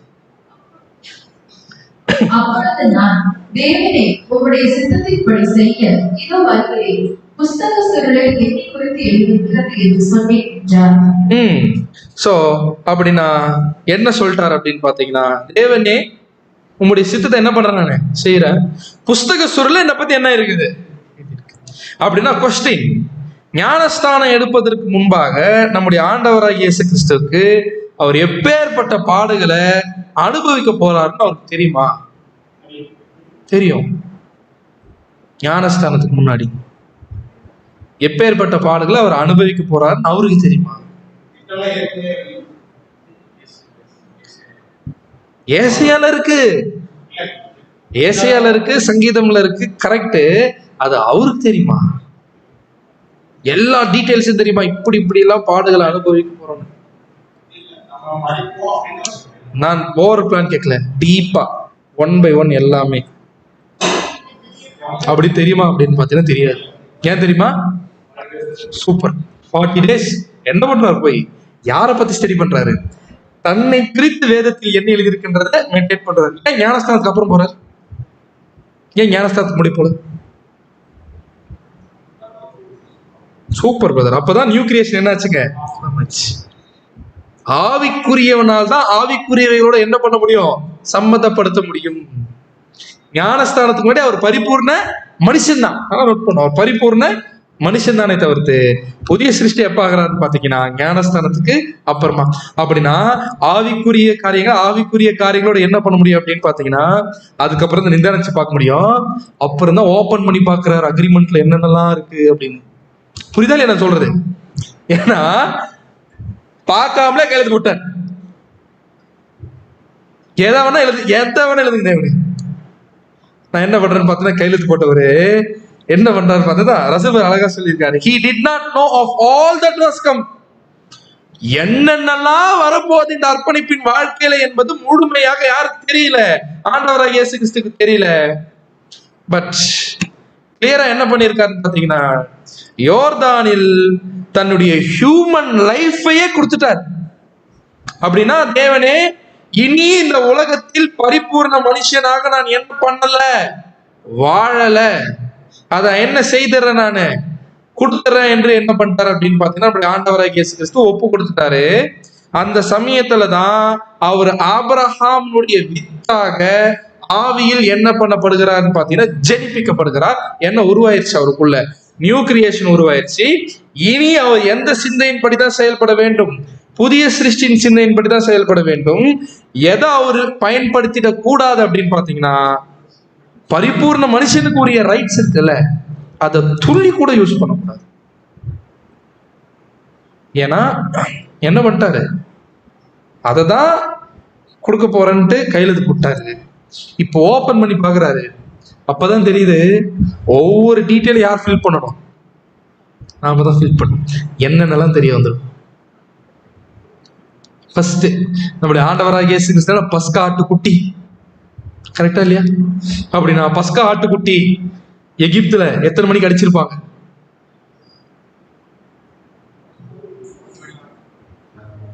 ஒரு 6 மணிக்கு அடிச்சிருப்பாங்களா? எத்தனை மணிக்கு அடிச்சாங்கன்னு பாத்தீங்கன்னா எக்ஸாக்டா எகிப்துல பஸ்கா ஆட்டுக்குட்டி அடிச்ச டைம் என்னன்னு பாத்தீங்கன்னா நீசான் மாசம் 14ஆம் தேதி 3 PM 3 மணிக்கு எக்ஸாக்டா என்ன பண்றான்னு பார்த்து அடிக்கிறாங்க. அப்படின்னா எந்த யூதர்களுக்குமே தெரிஞ்சிருக்காது முன்னாடி. ஏன்பா நீசான் மாசம் 14ஆம் தேதி 3 மணிக்கு அடிக்கணும்னு? இப்ப புரியுது யார் அடிக்கப்படணும். அதே டைம்ல அங்க பஸ்கா ஆட்டுக்குட்டி சாகணும், அதே மாதிரி இங்க யார் சாகணும்? ஆமா. அதுல இன்னொரு விஷயத்தையும் பாக்குறாரு. அது மட்டும் இல்ல, நியாயப்பிரமாணத்துல இருக்கக்கூடிய எல்லா விஷயத்தையும் என்ன பண்ணணும்? ஃபுல்ஃபில் பண்ணணும். அதுல ஒரு விஷயம் அப்ப தெரியுது, பஸ்கா ஆட்டுக்குட்டிய எண்ணெயில போட்டு வறுப்பாங்களா? என்ன பண்ணணும்? நெருப்புல என்ன பண்ணணும்னு பாத்தீங்கன்னா சுடணும். அப்படின்னா என்ன அர்த்தம்? இப்ப புரியுது தேவன் என்ன சொல்றாரு அப்படின்னு பாத்தீங்கன்னா என்ன எழுதியிருக்காருன்னு பாத்தீங்கன்னா அக்ரிமெண்ட்ல அப்படியே முழுவதுமாக என்ன பண்ணப்படணும்னு பாத்தீங்கன்னா இந்த ஒரு ஃபயர் நம்முடைய ஆண்டவராகிய இயேசு கிறிஸ்து லைஃப்ல வரப்போதா இல்லையா அந்த ட்ரையல். அப்பதான் என்ன ஆகுது அப்படின்னு பாத்தீங்கன்னா புரியுது, ஐயோ தெரியாம கையெழுத்து போட்டுமோ அப்படின்னு யோசிச்சாரா? வாசிங்க.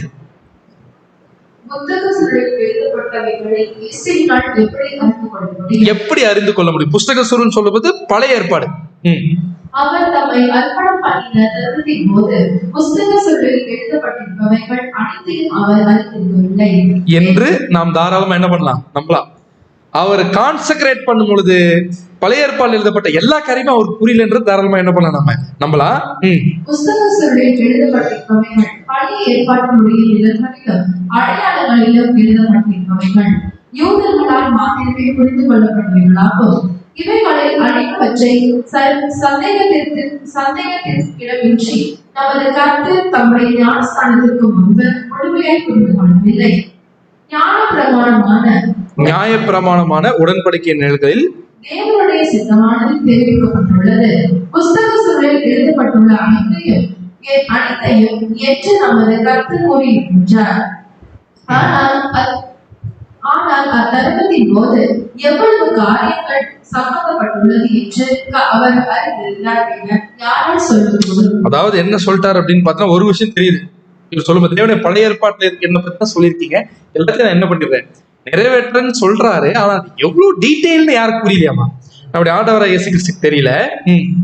ஞானஸ்தானத்திற்கு முன்பு வரை, அதாவது ஞானஸ்தானத்தின் போது மேலான காரியங்கள் அவருக்கு திறக்கப்பட்டு அவருக்கு தெரியப்படுத்துவதற்கு முன்பு வரை அவர் அறியாதவராய் இருந்தார். ஏன்னா அப்பதான் வானங்கள் என்ன ஆகுதுங்க? திறக்கப்படுது. யாருக்கு? நம்முடைய ஆண்டவராகிய இயேசு கிறிஸ்துக்கு.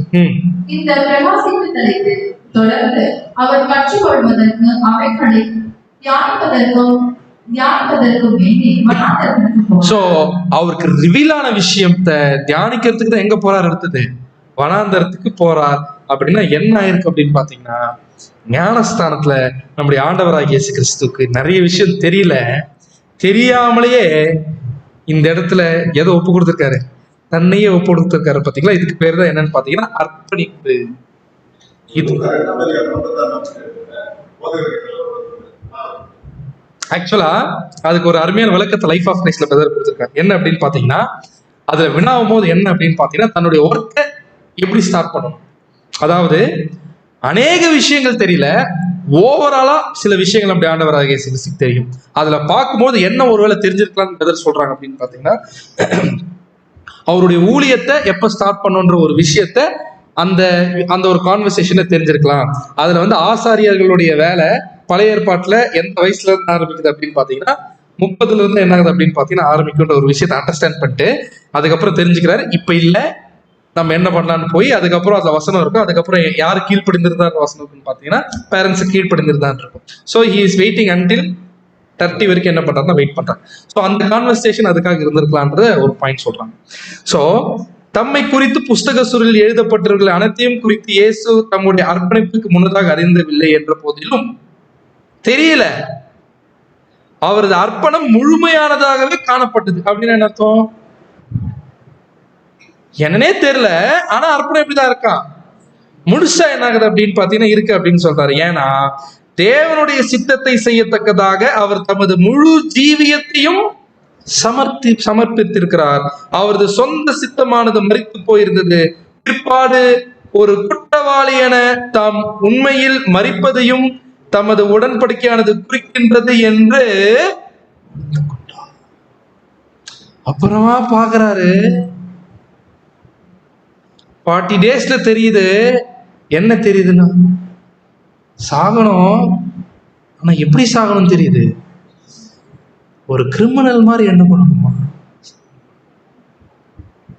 இவ்வளோ ஒரு சீரியஸான ஒரு டெத்துக்குள்ளே நம்ம போனோமா அப்படின்ற ஒரு விஷயம் என்ன ஆகுதுன்னு பாத்தீங்கன்னா புரியுது.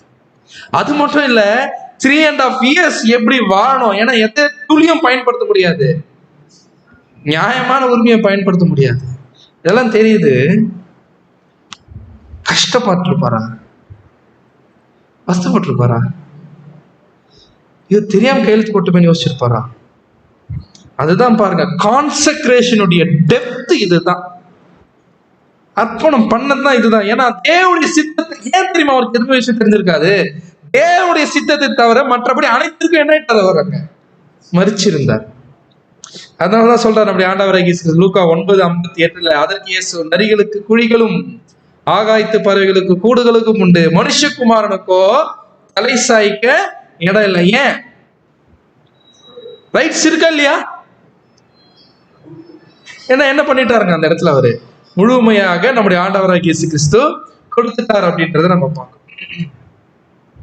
சோ அதுதான் தேவன் என்ன கேட்டிருக்காரு அப்படின்னு பார்த்தீங்கன்னா, ஆண்டவராகிய இயேசு கிறிஸ்து கிட்ட, ஆர் யூ வில்லிங், என்னுடைய சித்தம் செய்வதற்கு, என்னுடைய ஊழியம் செய்வதற்கு வீடே இல்லாம ஒரு துளி கம்ஃபர்ட்டும் இல்லாம இருக்கு, நீ ரெடியா அப்படின்னு வந்திருக்கு.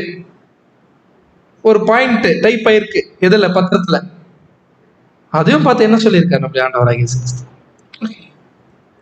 சோ யோசிச்சு பாருங்க, நம்முடைய ஆண்டவராகிய இயேசு கிறிஸ்து கெத்செமனே தோட்டத்துல ஒரு அகோனி இருந்திருக்கு, வியாகுலம் இருந்திருக்கு. அவர் எப்படி பிரேயர் பண்ணியிருக்காரு கெத்செமனே தோட்டத்துல? பலத்த கண்ணீரோடும் விண்ணப்பங்களோடும் பிரேயர் பண்ணார். With strong crying and tears அப்படின்னு இருக்கு. ஸ்ட்ராங் கிரையிங் அப்படின்னு அர்த்தம். ஸ்ட்ராங் கிரையிங் கரெக்டுங்களா? Strong crying. ஆண்டவராகிய இயேசு கிறிஸ்து எப்படி அழுதுருக்காருங்க, கதறி அழுதுருக்காரு. அப்படின்னா என்ன அர்த்தம்? பலத்த சத்தத்தோடும் அந்த அந்த அந்த அந்த இமேஜின் பண்ணி பார்க்கலாம். நம்ம ஜஸ்ட் சாதாரண அழறது ஒண்ணு, ஏன் அவ்வளோ ஒரு கதறல் இருந்திருக்கும். ஒரு முக்கியமான பாயிண்ட், போனோம் ஆனா இன்னும் சாக போறோன்றது தெரியும்.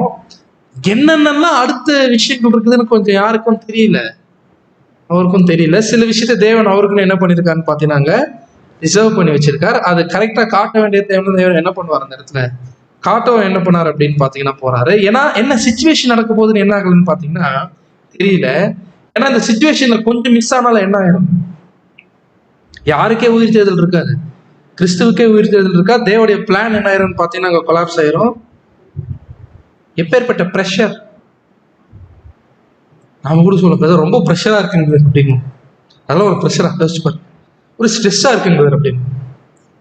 பட் இந்த இடத்துல நம்முடைய ஆண்டவராகிய இயேசு கிறிஸ்து இதனாலதான் அவருடைய வேர்வை எந்த மாதிரி வந்தது அப்படின்னு நம்ம பார்க்கிறோம் அப்படின்னா ரத்த துளிகளாக வந்ததுன்றது பார்க்கிறோம். காரணம் என்னன்னா,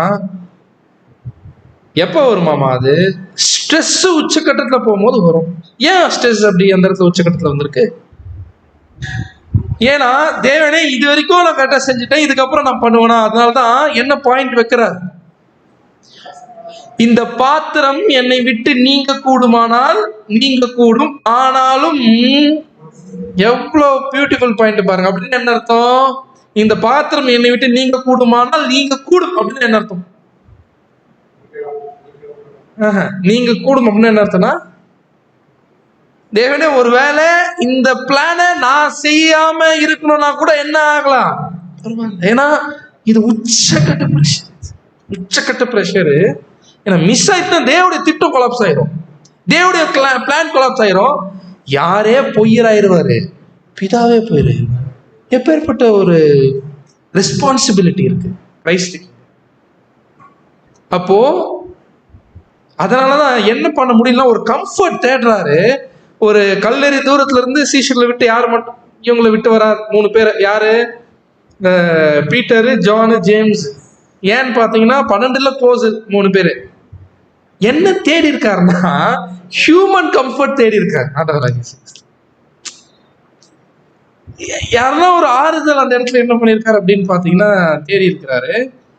அவருக்கே தெரியும் ஆண்டவராகிய இயேசு கிறிஸ்துக்கு அவங்களால என்ன பண்ண முடியாது, கொடுக்க முடியாது பாவம். அந்த இடத்துல வந்து போய் பார்த்தா பாவம் அவங்களே என்ன நடக்குதுன்னே அவங்களுக்கு என்ன ஆகலன்னு பாத்தீங்கன்னா 3 பேருக்கும் தெரியல. அந்த இடத்துல வந்து ரிக்வெஸ்ட் பண்ணிட்டு போறாரு. ஏன்னா மறுநாள் அவர் இல்லாம போறது அவருக்கு மட்டும் தான் தெரியும், யாருக்கு தெரியாதுங்க. இவங்க 3 பேருக்கு என்ன ஆகுது அப்படின்னு பாத்தீங்கன்னா தெரியாது. ஸோ பட் அதனாலதான் அந்த பிரேயர் உண்மையாவே வந்து பாத்தீங்கன்னா அவ்வளோ போகும்பொழுது கடைசியில அதுக்கப்புறம் என்ன பண்றாருன்னு பார்த்தீங்கன்னா அதுக்கப்புறம் தூங்குங்கன்றாரு. வந்து ஏன் தெரியுமா, எனக்கு கம்ஃபர்ட் வர வேண்டிய இடத்துல இருந்து என்ன கம்ஃபர்ட் வந்து யார் அனுப்புறார்? தேவன் தூதன் அனுப்பி, பிதா தூதன் அனுப்பிச்சிருக்கார். பட் அந்த தூதன் வர வேர்டு வந்து ஸ்பியூரியஸ்லாம் கிடையாது, அது வந்து லெஜிட்டிமேட் வார்த்தை தான் பைபிள்ல. ஸோ தூதன் என்ன பண்றாரு அப்படின்னு பாத்தீங்கன்னா வராரு. ஸோ தூதன் வந்து என்ன சொல்லியிருக்கணும், நமக்கு பைபிள் இல்லை, இமேஜின் பண்ணி பார்க்கலாம். இவர் கேட்டது என்னன்னு பாத்தீங்கன்னா, தேவனே உமக்கு சித்தமானால், உங்க சித்தமா இருந்துச்சுன்னா நான் இதை செய்யல, அதானே கேட்கிறாரு. ஆனா என்னுடைய சித்தத்தின்படி இல்ல, உங்களுடைய சித்தத்தின்படியே ஏன் தெரியுமா சொல்றாரு? ஏன்னா தேவனே நல்லா தெரியும் நான் பத்திரத்துல அப்ப என்ன பண்ணிட்டேன், கேள்வி போட்டவன். அப்ப தேவன் திரும்பி வந்து சொல்றாரு, இல்ல மகனே நீதான், பட் இது வரைக்கும் நீ கரெக்டா செஞ்சிருக்கிற, இதுக்கப்புறமா என்ன பண்ணணும்னு பாத்தீங்கன்னா செய்வேன். இந்த நியூஸ் நிச்சயமா வந்துடும். ஸோ அதுக்கப்புறமா வந்து பாத்தீங்கன்னா கம்ஃபர்ட் வந்துருச்சு நம்முடைய ஆண்டவராகிய இயேசு கிறிஸ்துவுக்கு. அதுக்கப்புறமா என்ன பண்றாரு பாத்தீங்கன்னா போறாரு. இது வரைக்கும் மனித வரலாற்றிலே அனுபவிக்காத உச்ச கட்ட பாடலுக்கு போனார் ஆண்டவராகிய இயேசு கிறிஸ்து. உண்மையாவே தெய்வீக கிருபை இல்லைன்னா ரசூல் அருமை எழுதுறாரு, ஹியூமன் பர்ஃபெக்ட் ஹியூமன்னால கூட தாங்க முடியாது, பர்ஃபெக்ட் ஹியூமனாவே இருந்துட்டாலுமே தாங்க முடியாது. ஒவ்வொரு பாயிண்ட் வருது. என்ன அப்படின்னு பாத்தீங்கன்னா, crown of thorns, முள் கிரீடத்தை என்ன பண்றாங்கன்னு பாத்தீங்கன்னா எடுத்துட்டு வந்து என்ன பண்றாங்கன்னு பாத்தீங்கன்னா ஃபிக்ஸ் பண்றாங்க. ஏன் அப்படின்னு பாத்தீங்கன்னா, இது ஏன் தேவை அப்படின்னு சொல்லிட்டு இது ஒவ்வொன்றும் அந்த இடத்துல அப்பதான் என்ன ஆகும்னு பாத்தீங்கன்னா வருது. ஏன்னா கர்சை ஒரு சுமக்கணும். ஏன்னா மனுஷன் பாவம் செய்த முதல் தேவன் கொடுத்த சாபம் என்னன்னு பாத்தீங்கன்னா, முள்ளும் பொறுக்கும் முளைக்க கடவுது. சோ அந்த கர்சை அப்ப யார் சுமக்கிறார் அப்படின்னு பாத்தீங்கன்னா, நம்முடைய ஆண்டவராகிய இயேசு கிறிஸ்து என்ன பண்ணணும் அப்படின்னு பாத்தீங்கன்னா, அந்த இடத்துல சுமக்கணும். அப்படியே பார்த்தா பத்திரத்துல என்ன எழுதப்பட்டிருக்குன்னு பாத்தீங்கன்னா, காரி துப்புறதும் வந்து அந்த இடத்துல எழுது. அந்த இடத்துல என்ன பண்றாருன்னு பாத்தீங்கன்னா, யோசிச்சு பாருங்க, கான்செக்ரேஷன் கையெழுத்து போட்டதுன்றது ஒரு கான்செக்ரேஷன் டெப்த் இதுதான். ஒரு அது நியாயமா ஒரு மனுஷனுக்கே விழுந்து போன மனுஷனுக்கு என்ன உரிமை இருக்கு தெரியுமா? இந்த காரி துப்புறதுலாம் வாங்குறதுக்கு எல்லாம் அவருக்கு நியாயம் என்ன கிடையாது, அவசியம் இல்லை. பரிபூர்ண மனுஷனுக்கு அந்த அளவுக்கு என்ன பண்ற அப்படின்னு பார்த்தா விட்டு கொடுத்துட்டாங்க.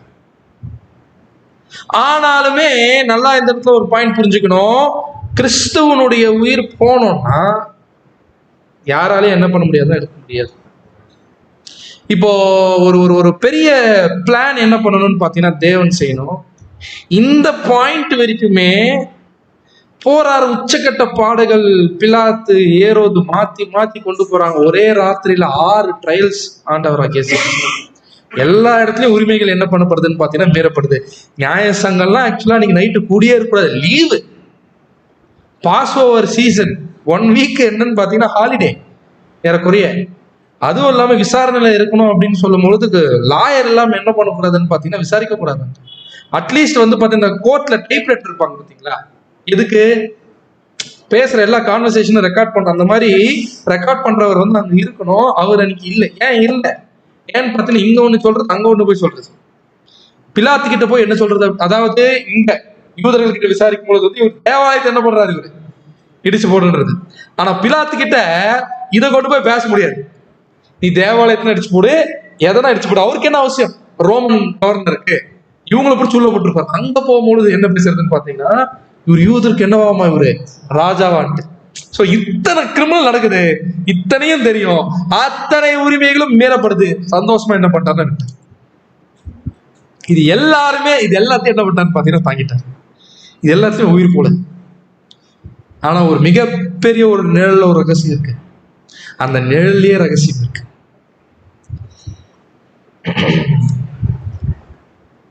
ஆபிரகாம், ஈசாக் யாரு? யெகோவா ஜீசஸ். கரெக்டா? ஆபிரகாமுக்கு மட்டும்தான் தெரியும் பையனை கொலை போறது யாருதான், அன்னைக்கு கொலை பண்ண போறது யாருதான், நான் தான். கரெக்டா என்ன சொல்றது? கொலை பண்ண போறது யாருதான் அப்படின்னு பாத்தீங்கன்னா நான் தான், என் கையாலே கொலை பண்ண போறது தெரியும். சரியா? ஆனா கூட யார கூட்டு போறாரு? ஐசக் கூட்டு போறாரா? இதேதான் கடைசியில ஆண்டவராகிய இயேசு கிறிஸ்துவை கொலை பண்ண போறது யாருதான் அப்படின்னு பாத்தீங்கன்னா பிதாவாகிய தேவன் தான். ஆனா அது யாருக்கு மட்டும்தான் தெரியும் அப்படின்னு பாத்தீங்கன்னா பிதாவாகிய தேவன் மட்டும்தான் தெரியும். கரெக்டா? மலை மேல ஏறும்போது தெரியுமா ஐசக்கு? தெரியாது. ஆனா ஏறும்போது எதை சுமந்துட்டு போனார்? கட்டைய. ஐசக் என்ன பண்ணாருன்னு பாத்தீங்கன்னா அவர் தான் எடுத்துட்டு போயிருந்தார். அதே போல யாரு சுமந்துட்டு போறார்? சிலுவையில. கரெக்டுங்களா? சோ ஏறக்குறைய மோரியா மலை மேலதான், அந்த ஏரியால தான் கொல்கத்தாவும் இருக்கு. அதே சீன் என்ன ஆகுது அப்படின்னு பாத்தீங்கன்னா நடக்குது. சோ ஏரி என்ன பண்றாருன்னு பாத்தீங்கன்னா போறாரு. போகும்போது ஐசக் தெரியுமா? ஐசக் தெரியுமா அப்பா தான் கொலை பண்ண போறாரு நம்மள. ஆனா யோசிச்சு பாருங்க, அந்த ஜேர்னி யாருக்கு ரொம்ப கஷ்டமா இருந்திருக்கும்? ஆபிரகாமுக்கு தான் ரொம்ப கஷ்டமா இருந்திருக்கும். கரெக்டா இல்லையா? 3 நாள் யாருக்கும் தெரியாது பாத்தீங்கன்னா அவருக்கு தான் தெரிஞ்சிருக்கும். இவரு சந்தோஷமா பேசியிருந்திருப்பாரு. பட் அந்த ரகசியம் கடைசி வரைக்கும் ஆபிரகாம் மட்டும் தான் தெரியும். அதனாலதான் கடைசியா போய் கேட்கிறாரு, அப்பா ஆட்டுக்குட்டி. அந்த பாயிண்ட்ல தான் ரிவீல் ஆயிருக்கணும். அப்ப ஆட்டுக்குட்டி எங்கன்னு கேட்டுக்கணும், பலி செலுத்துக்கும். சோ அப்ப அந்த பாயிண்ட்ல கேட்கிறாரு, ஆபிரகாம் என்ன ரிவீல் பண்ணிருக்கணும் அப்படின்னு பாத்தீங்கன்னா நீதான் அந்த ஆட்டுக்குட்டி. அப்ப அந்த பாயிண்ட்ல கிளியரா ஒரு விஷயம் தெரியுது. ஐசக் போய் அமைதியா என்ன பண்ணிருக்காரு பாத்தீங்கன்னா படுத்திருக்காரு. இப்ப இதே ஒரு விஷயம் அப்படி யாருக்கு நம்ம பார்க்கலாம்னு பாத்தீங்கன்னா, அப்படி ஆண்டவராகிய இயேசு கிறிஸ்து சிலுவையில் போய் அடிக்கிற வரைக்கும் தெரியல இவருக்கு. கடைசியில ஒரு விஷயம் எல்லாமே பத்திரத்தில் எழுதப்பட்டிருக்கூடிய விஷயம் அப்படியே கொஞ்சம் கொஞ்சம் அப்பதான் தெரியுது எல்லாமே. அதுல என்ன அப்படின்னு பாத்தீங்கன்னா, பாவிகளுடைய, அவர் பாவி கிடையாது, சிலுவையில் மரிக்கும் போது நல்லா புரிஞ்சுக்கணும். அவர் பாவிகளுடைய ஸ்தானத்தை என்ன பண்ணிட்டாங்க, எடுத்துட்டாங்க. அப்போ ஒரு சின்னருக்கு வர வேண்டிய நியாயமான பனிஷ்மெண்ட் எல்லாம் என்ன ஆகுது அப்படின்னு பாத்தீங்கன்னா வருது. அப்படின்னா கிறிஸ்துக்கு இது எல்லாமே தெரிய ஆரம்பிச்சிருச்சு. நம்ம இந்த பாவத்துடைய பெனால்ட்டியை நம்ம எடுத்துக்கிட்டு சாகணும்ன்றதெல்லாம் தெரியுது. ஆனா அப்பதான் தெரியுது தேவனுடைய ஃபெலோஷிப் கூட கட் ஆயிரும் அப்படின்னு. அப்படின்னா சின்னர் பிளேஸ் அவர் எடுத்துக்கிட்டனால ஒரு கணத்துக்கு ஒரு ஒரு ஒரு பாவியினுடைய உணர்வு என்ன, அது அவங்களுடைய ஃபீலிங் என்னன்னு பார்த்தீங்கன்னா, முழுவதுமாக தேவன் கிட்ட இருந்த ஃபெலோஷிப் என்ன இருக்கும், கட் ஆஃப். ஆக்சுவலா பிரதர் அருமையா சொல்றாங்க, evidently it had been hidden from him up to this time. தேவனே எது வரைக்கும் மறைச்சு வச்சிருக்காருன்னு பாத்தீங்கன்னா, சிலுவையில் நம்ம ஆண்டவராகிய இயேசு கிறிஸ்து தொங்குற வரைக்கும் யாருக்கே மறைச்சு வச்சிருக்காரு, இயேசு கிறிஸ்து. கடைசியில நம்முடைய ஆண்டவராகிய இயேசு கிறிஸ்துக்கு உயிரே எப்பதான் போகுது அப்படின்னு பாத்தீங்கன்னா, சோ நம்ம பாக்குறோம் அவர் மரித்ததற்கான ஒரு காரணம் பாத்தீங்கன்னா, அவருடைய இருதயம் என்ன இருக்கணும் அப்படின்னு பாத்தீங்கன்னா, அந்த ஹார்ட் மஸ்குலர் வெயின் பாத்தீங்கன்னா பிரேக் ஆயிருக்கணும், உடைஞ்சிருக்கணும். சோ அதுதான் நம்ம கூட சங்கீதத்துல கூட பார்க்கணும், அவருடைய இருதயம் மெழுகு போல் உருகுச்சு அப்படின்றத பார்க்கணும். சோ எந்த பாயிண்ட்ல அப்படின்னு பாத்தீங்கன்னா, ஒரு ஹார்ட் பிரேக்கிங் பாயிண்ட் என்னன்னு பாத்தீங்கன்னா, என் தேவனே என் தேவனே ஏன் என்னை கைவிட்டீர், தெரியல அப்பா, போட்டு உங்களுடைய சித்தத்தை செய்ய வந்திருக்கிறேன்னு சொன்ன அந்த ஒரு காலி பத்திரத்துல கையெழுத்து போட்டதனுடைய ஆழம் இது வரைக்கும் போகும்னு யாருக்கும் தெரியல.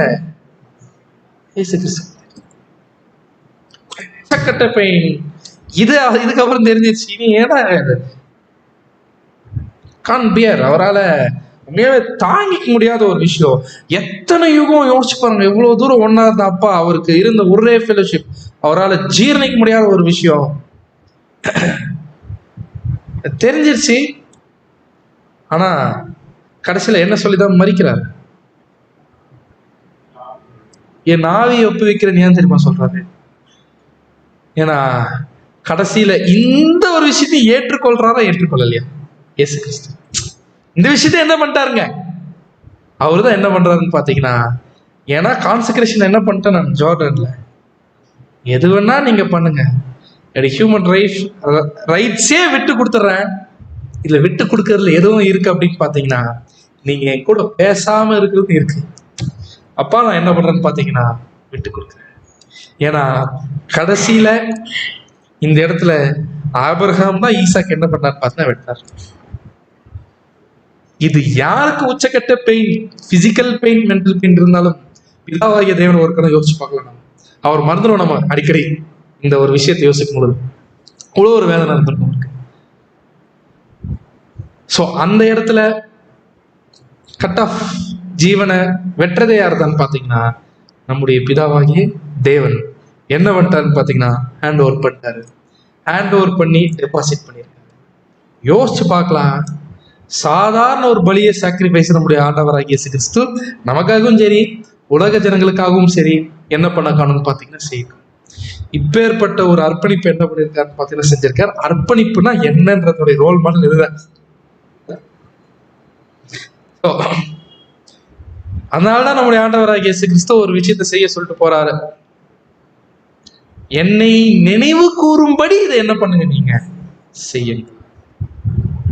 அப்படின்னா நம்ம என்ன பண்றோம்னு பார்த்தீங்கன்னா, இட்ஸ் மெமோரியல். நம்ம இந்த சீசன்ல அதிகமா நம்ம மெடிடேட் பண்ண வேண்டிய விஷயம் இதுதான். எதுதான்? கிறிஸ்துவனுடைய தியாக பலியை தான் அதிகமா என்ன பண்ணணும்னு பார்த்தீங்கன்னா நம்ம தியானிக்கணும். ஏன்னா இதுதான் சொல்லிட்டு போனார், என்ன நினைவு கூறும்படி இதை என்ன பண்ணுங்கன்னு பார்த்தீங்கன்னா செய்யுங்க. எதை பண்றதுன்னு பார்த்தீங்கன்னா அப்பத்தையும் திராட்சை ரசத்தையும் என்ன பண்ணுங்கன்னு பார்த்தீங்கன்னா, ஏன் அப்போ ஏன் திராட்சை ரசம்? ஏன் அப்போ ஏன் திராட்சரசம்? அந்த புஸ்தகத்துல இந்த பாயிண்ட்ஸ் எல்லாம் இருக்கும். நான் இதுல இருக்கிறத என்ன பண்றேன்னு பாத்தீங்கன்னா கன்வே பண்ணிடுறேன், படிக்க வேண்டாம். நீங்க வீட்டுல போய் என்ன பண்ணிக்கங்கன்னு பாத்தீங்கன்னா படிச்சுக்கங்க. ஸோ ஒரு பாயிண்ட் என்ன அப்படின்னு பாத்தீங்கன்னா, நம்முடைய ஆண்டவராகிய இயேசு கிறிஸ்து ஜீவனை டெபாசிட் பண்ணிட்டார்ல. எந்த ஜீவனை? பரிபூர்ண மனுஷிக்கு ஜீவனை டெபாசிட் பண்ணிட்டாரு இல்லையா? அந்த டெபாசிட் பண்றது ஆக்சுவலா யாருக்காக டெபாசிட் பண்ணிருக்காரு? பிதாவாகிய தேவன்ல டெபாசிட் பண்ணிட்டாரு. அது யாருக்காக டெபாசிட் பண்ணியிருக்காரு கேக்குறேன்? நமக்காகவா? உலக ஜனங்களுக்காக டெபாசிட் பண்ணியிருக்காரு. ஏன்னா அதை எடுத்து பயன்படுத்தும் பொழுது அதை வச்சுதான் புது உடன்படிக்கை போட முடியும். அந்த புது உடன்படிக்கைக்குள்ளதான் உலக ஜனங்களுக்கு என்ன ஆசீர்வாதம் இருக்குன்னா, பரிபூர்ண மனுஷிக்கு ஜீவனை பெற்றுக்கொள்ளக்கூடிய ஆசீர்வாதம். ஏன்னா அது இல்லாம என்ன பண்ண முடியாது, உலக ஜனங்களால வர முடியாது என்பது தெளிவா தெரியும். அவர்களுக்காக தான் என்ன பண்ணான்னு பார்த்தா அதை கொடுத்துட்டார். யாருக்காக? உலக ஜனங்களுக்காக தான் ஈடுபலி என்ன பண்ணான்னு பார்த்தீங்கன்னா ஆண்டவராகிய இயேசு கிறிஸ்து கொடுத்துட்டார். கொடுத்துருந்தா என்ன அர்த்தம்? நீங்களே என்ன பண்ணிக்கங்க, வச்சுக்கங்கன்னு கொடுத்துருது. அதை யூஸ் பண்ணிட்டாரா உலக ஜனங்களுக்கு? இன்னைக்கு வரைக்கும் யூஸ் பண்ணல. கரெக்டா? யூஸ் பண்ணல. அதனாலதான் எல்லாரும் குழிக்குள்ள என்ன பண்றாங்கன்னு பார்த்தீங்கன்னா இன்றைய வரைக்கும் இருக்கிறாங்க. ஏன் யூஸ் பண்ணல? Very good. சுவிசேஷ யுகம்னு ஒரு பெரிய யுகம் இருக்குது. அதுல யாரையும் தயார் பண்ணணும்னு பாத்தீங்கன்னா சபையும் என்ன பண்ணணும்னு பாத்தீங்கன்னா தயார் பண்ணணும். இப்ப கேள்வி என்னன்னு பாத்தீங்கன்னா, இது நமக்கு கொடுத்துறாரா? அதுதான் ஒரு பெரிய வித்தியாசம் இருக்கு அப்படின்னு சொல்றாரு பிரதர். கொடுக்கறதுக்கும் சாற்றுவதற்கும் வித்தியாசம் இருக்கு அப்படின்றார். கிவிங்க்கும் இம்பியூட் பண்றதுக்கும் வித்தியாசம் இருக்கு அப்படின்றார். அப்படின்னா யாருக்கே கொடுத்துட போறார் அப்படின்னு பாத்தீங்கன்னா, உலக ஜனங்களுக்கே நீங்க என்ன பண்ணிக்கங்க, அதை வைத்துக் கொள்ளுங்கள் என்று கொடுக்க போறார். ஆனா என்ன சொல்றாரு அப்படின்னு பாத்தீங்கன்னா, சாற்றுதல் என்று சொல்லும் பொழுது சிம்பிளா சொல்லணும்னா டெபாசிட் பண்ணி வச்சிருக்கிறாருல்ல, அதை எடுத்து கடனா யாரு கொடுக்கிறார் அப்படின்னு பாத்தீங்கன்னா சபைக்கு கொடுக்கிறார். எதை? கிறிஸ்துவனுடைய அந்த ஈடுபலியினுடைய தாற்பயத்தை. எதனால? நாம என்ன பண்ணணும்? அதை கிறிஸ்துவோடைய ஈடுபலியை முதல்ல என்ன பண்றோம்? நாம ஞானஸ்தானம் எடுப்பதற்கு முன்பாகவே கிறிஸ்துவின் ஈடுபலி என்ன பண்றோம்? நாம விசுவாசிக்கிறோம். கிறிஸ்துவின் ஈடுபலியை விசுவாசிக்கும் பொழுதே என்ன ஆயிடுறோம்? நாம நீதிமானா நம்ம என்ன பண்றோம்னு பாத்தீங்கன்னா ஆயிடுறோம். அப்ப எது சாற்றப்படுது நம் மீது? பரிபூர்ண மனுஷீக நிலைமையினுடைய அந்த ஜீவன் நம் மீது சாற்றப்படுது. நாம எந்த நிலைமைக்கு வந்துட்டோம்? ஞானஸ்தானத்திற்கு முன்பாகவே பரிபூர்ண மனுஷீக நிலைமையில் இருக்கிறதாக தேவன் பார்க்கிறார். ஏன்னா நாம ஒருவேளை இப்படி இல்லைன்னா நாமளும் ஒரு உலக ஜனமா தானே இருந்திருப்போம். ஒரு உலக ஜனமா இருக்கும்பொழுது நாமளும் அதை என்ன பண்ணிட்டு தான் இருந்திருப்போம், பயன்படுத்தி தான் இருந்திருப்போம். அதை முன்கூட்டியே இது ஏன் கிறிஸ்து நம்ம மேல சாட்டுறாரு அப்படின்னு பார்க்கும் பொழுது இப்ப எந்த நிலைமைக்கு நம்ம வந்துட்டோம்? பரிபூர்ண மனுஷீக நிலைமைக்கு வந்துட்டோம். கரெக்டுங்களா? ஏன்னா ஏன் இதை கொடுக்குறாரு அப்படின்னு பாத்தீங்கன்னா, நம்ம பரிபூர்ண மனுஷீக நிலைமையில இருக்கிறதுக்கா இல்ல, யாருடைய ஃபுட் ஸ்டெப்ஸை நம்ம ஃபாலோ பண்ணணும்? கிரைஸ்டனுடைய ஃபுட் ஸ்டெப்ஸை ஃபாலோ பண்ணணும். ஏன்னா அவர் ஞானஸ்தானம் எடுக்கும் பொழுது எந்த நிலைமையில தான் இருந்தாரு? பரிபூர்ண மனுஷீக நிலைமையில தான் இருந்தாரு. அவர் பரிபூர்ண மனுஷீக நிலைமையை விட்டதுனாலதான் அவர் புது சிருஷ்டி என்ற கருவை என்ன பண்ண முடியும்? உருவாக்க முடியும். இதுதான பிளானு. ஆனா அப்படி பலி செலுத்தணும்னா முதல்ல என்னத்தை பலி செலுத்தினாரு? பரிபூர்ண மனுஷீக நிலைமையை பலி செலுத்தணும். அதுதான் பெர்ஃபெக்ட் சாக்ரிஃபைஸ். கரெக்டா? ஏன்னா பரிபூர்ணம் இருக்காது. தேவன் அபூர்ணமான பலி எப்பவுமே என்ன பண்றது இல்லை, ஏற்றுக்கொள்றது இல்லை. இப்ப போயிட்டு நம்ம தேவனை நான் அர்ப்பணிக்கிறேன், கிறிஸ்து இல்லாம யோசிச்சு பாருங்க. பரிபூர்ண நிலைமையை என்ன பண்றேன் நானு? பலி செலுத்துன்னு சொல்ல முடியுமா? முடியாது. ஏன்னா நாம எப்படி இருக்கோம்? அபூர்ணதா இருக்கும். அதனாலதான் சுவிசேஷ யுகத்துல கிறிஸ்துவனுடைய ஈடுபலி விசுவாசிக்கிறவர்கள் எந்த நிலைமைக்கு வந்துடுறாங்க? பரிபூர்ண மனுஷி நிலைமைக்கு. எதற்கு முன்பாகவே? ஞானஸ்தானத்துக்கு முன்பாக. இப்போ ஞானஸ்தானத்துல எதை பலி செலுத்தணும்? சூப்பர். பரிபூர்ண மனுஷீக நிலைமை என்ன பண்ணிட்டோம்? நாம பலி செலுத்தியாச்சு. கரெக்டா? வித்தாச்சா வித்துட்டு இருக்குமா? அதை பார்க்கலாம் நம்ம பின்னாடி. பரிபூர்ண மனுஷீக நிலைமை என்ன பண்றோம் அப்படின்னு பாத்தீங்கன்னா பலி செலுத்திட்டோம். அதனாலதான் தேவன் நமக்குள்ள எதை உருவாக்கி இருக்கிறாரு? புதிய சிருஷ்டி என்கிற கருவை என்ன பண்றாருன்னு பாத்தீங்கன்னா உருவாக்கிட்டாரு. ஆனா புது சிருஷ்டி என்கிற கருவை தேவன் உருவாக்கிட்டாரு. இப்ப என்ன பண்ணணும்? அந்த கருவை வளர்க்கணும். எப்ப வளரும்? பாடுகள். சரியான பதில். பார்க்கலாம். சோ அது வளர்ந்து அதுக்குதான் உயிர்த்தது. கரெக்டா? இப்ப நம்ம ஆக்சுவலா யார் கூடவே மறிக்கிறோம்? கிறிஸ்து கூடவே என்ன பண்றோம் அப்படின்னு பாத்தீங்கன்னா நாம் இந்த இடத்துல பலி செலுத்துறோம். அப்படின்னா அப்படின்னா சபை வகுப்பார் என்ன பண்றாங்களாமா? ஆகையால் அர்ப்பணிப்பின் போது சபை வகுப்பார் தங்களது பூமிக்குரிய சுபாவத்தினை மனமோ வந்து கையெழுத்து விடுபவர்களாக காணப்படுகின்றனர் அப்படின்னு அர்த்தம். சபை வகுப்பார் அப்படின்னு அர்த்தம். சர்ச் கிளாஸ் அப்படி இருக்குல்ல ஒரு கிளாஸ், அந்த கிளாஸ் என்ன பண்ணுமாமா?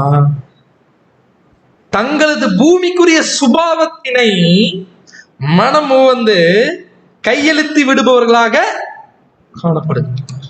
தற்காலத்தில் தங்களுக்குரியதான பூமிக்குரிய உரிமைகள் அனைத்தையும் மற்றும் ஒருவேளை அவர்கள் உலகத்தோட தொடர்ந்து காணப்பட்டிருந்தார்களானால் அவர்களுக்கு உரியதாய் இருந்திருக்கும் அந்த உரிமைகளையும் கூட சேர்த்து அவர்கள் கையெழுத்து விட்டுகின்றனர். அப்படின்னு என்ன அர்த்தம் தெரியுமா? ஆக்சுவலா கிறிஸ்துவனுடைய ஈடுபலியினுடைய தாற்பயம் ஒருவருக்கு எதை கொடுக்கும்? இந்த உலகத்துல பரிபூரண மனுஷீக ஜீவனாக சதா காலம் என்ன பண்ணலாம் இருக்கிறதுக்கான ஒரு வாய்ப்பு எது கொடுக்கும்? அது கொடுக்குது. ஆக்சுவலா நம்ம கிறிஸ்துவ ஈடுபலி விசுவாசிக்கும் பொழுது தேவனுடைய பார்வையில் எந்த நிலைமைக்கு வந்துட்டோம்? நம்ம பரிபூர்ண மனுஷிக நிலைமைக்கு வந்துட்டோம். எந்த மாதிரி? நாளைக்கு 1000 ஆண்டு அரசாட்சிக்கு அப்புறமா உலக ஜனங்க வாங்க போறாங்கல்ல, எந்த நிலைமைக்கு இருப்பாங்க? எப்படி இருப்பாங்க தெரியுமா? ஆதாம் குள்ள இருந்து ஏவாளை பிரிக்கிறதுக்கு முன்பாக ஆதாம் இருந்தா இருப்பாருங்க, அந்த நிலைமைக்கு வந்துருவாங்க யுகா யுகத்துல. அதுதான் பெண் கொண்டும் பெண் கொட்டத்தும் இருப்பதில்லை. அவர்கள் எப்படி இருப்பாங்க? தேவ தூதரை போல் இருப்பாங்க. அது யுகா யுகத்திற்கான வசனம். அது இப்போதைக்கு வசனம் இல்லை, அது யுகா யுகத்திற்கான வசனம். அவர்கள் உயிர் தேர்தலின் பிள்ளைகள் ஆனப்படியினால். ஏன்னா 1000 இயர்ஸ்க்கு அப்புறமா தான் ஃபுல் ரெசரக்ஷன் என்ன ஆகும்னு பார்த்தீங்கன்னா அவர்களுக்கு கிடைக்கும் அப்படின்றத பார்க்கணும்.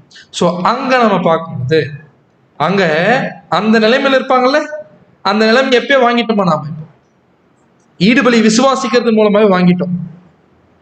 அப்படின்னா நாம பலி செலுத்துறோம்னு சொல்லும் பொழுது எதையும் சாக்ரிஃபைஸ் பண்ணிட்டோம். இனி தேவனே இந்த உலகத்துல திரும்ப கொடுத்தலின் ஆசீர்வாதங்கள் எங்களுக்கு என்ன கிடையாது, வேண்டாம். கரெக்டா? திரும்ப கொடுத்தலின் ஆசீர்வாதம்னா உலக உயிர் தேர்தல் எங்களுக்கு வேண்டாம் அப்படின்னு என்ன பண்ணிட்டோம்? பலி செலுத்தியாச்சு. ஏன்? இதுலயும் ஒரு பழைய ஏற்பாட்டு நிலை இருக்கு. லேவியர்களுக்கு எதுல பங்கு இல்ல? நிலத்திலே கானான் தேசத்துல என்ன கிடையாது, பங்கே இல்லை. ஆனா லேவியர்களுக்குள்ளதான் ஆசாரியர்கள் என்ன பண்றாங்க, இருக்கிறாங்க. அதனால்தான் ஞானஸ்தானத்துல ஆக்சுவலா கொன்னுட்டோம். நம்ம சொல்றத தேவன் உண்மை நம்பி ஆவில ஜெனிப்பிச்சிடுறாரு. ஆனா எல்லாருமே சர்ச் கிளாஸா போறாங்களா? இல்ல. இப்ப இவங்களுக்கு எதை வேற திருப்பி கொடுக்க முடியாது, உலக உயிர்த்தல கொடுக்க முடியாது. சர்ச்சுக்குரிய வாழ்க்கையும் வாழல. என்ன பண்றது? இவங்கள எவ்வளவு பெருசு இருக்கு, ரொம்ப பெருசு இருக்கு. சோ பெரிய கிரேஸ். ஏன்னா இப்ப இவங்க விட்டுட்டாங்க, இப்ப திரும்பி வேண்டாம் ஞானஸ்தானத்தை குடிச்சிட்டாங்க. இவங்களுக்கு புது சிருஷ்டி சின்னையும் உருவாயிருச்சு. பட் அதை பர்ஃபெக்டா வளர்த்துருக்கிறோம். லேக் அண்ட் 44,000 போறாங்க. பெரிய குரூப் போகுது. ஆனா கொஞ்சம் சீரியஸா யோசிச்சு பார்க்கணும். புது சிருஷ்டியே கொண்டுட்டா இங்கே துணிகரமான பாவத்துக்குள்ள போய் எதுவும் போச்சு. உலக உயிர்த்தலும் போச்சு, ஞானஸ்தானம் எதுவும் போச்சு, மத்த ரெண்டும் போச்சு, எல்லாம் போச்சு. எங்க போச்சுன்னு பாத்தீங்கன்னா எங்க போச்சுன்னே தெரியாது.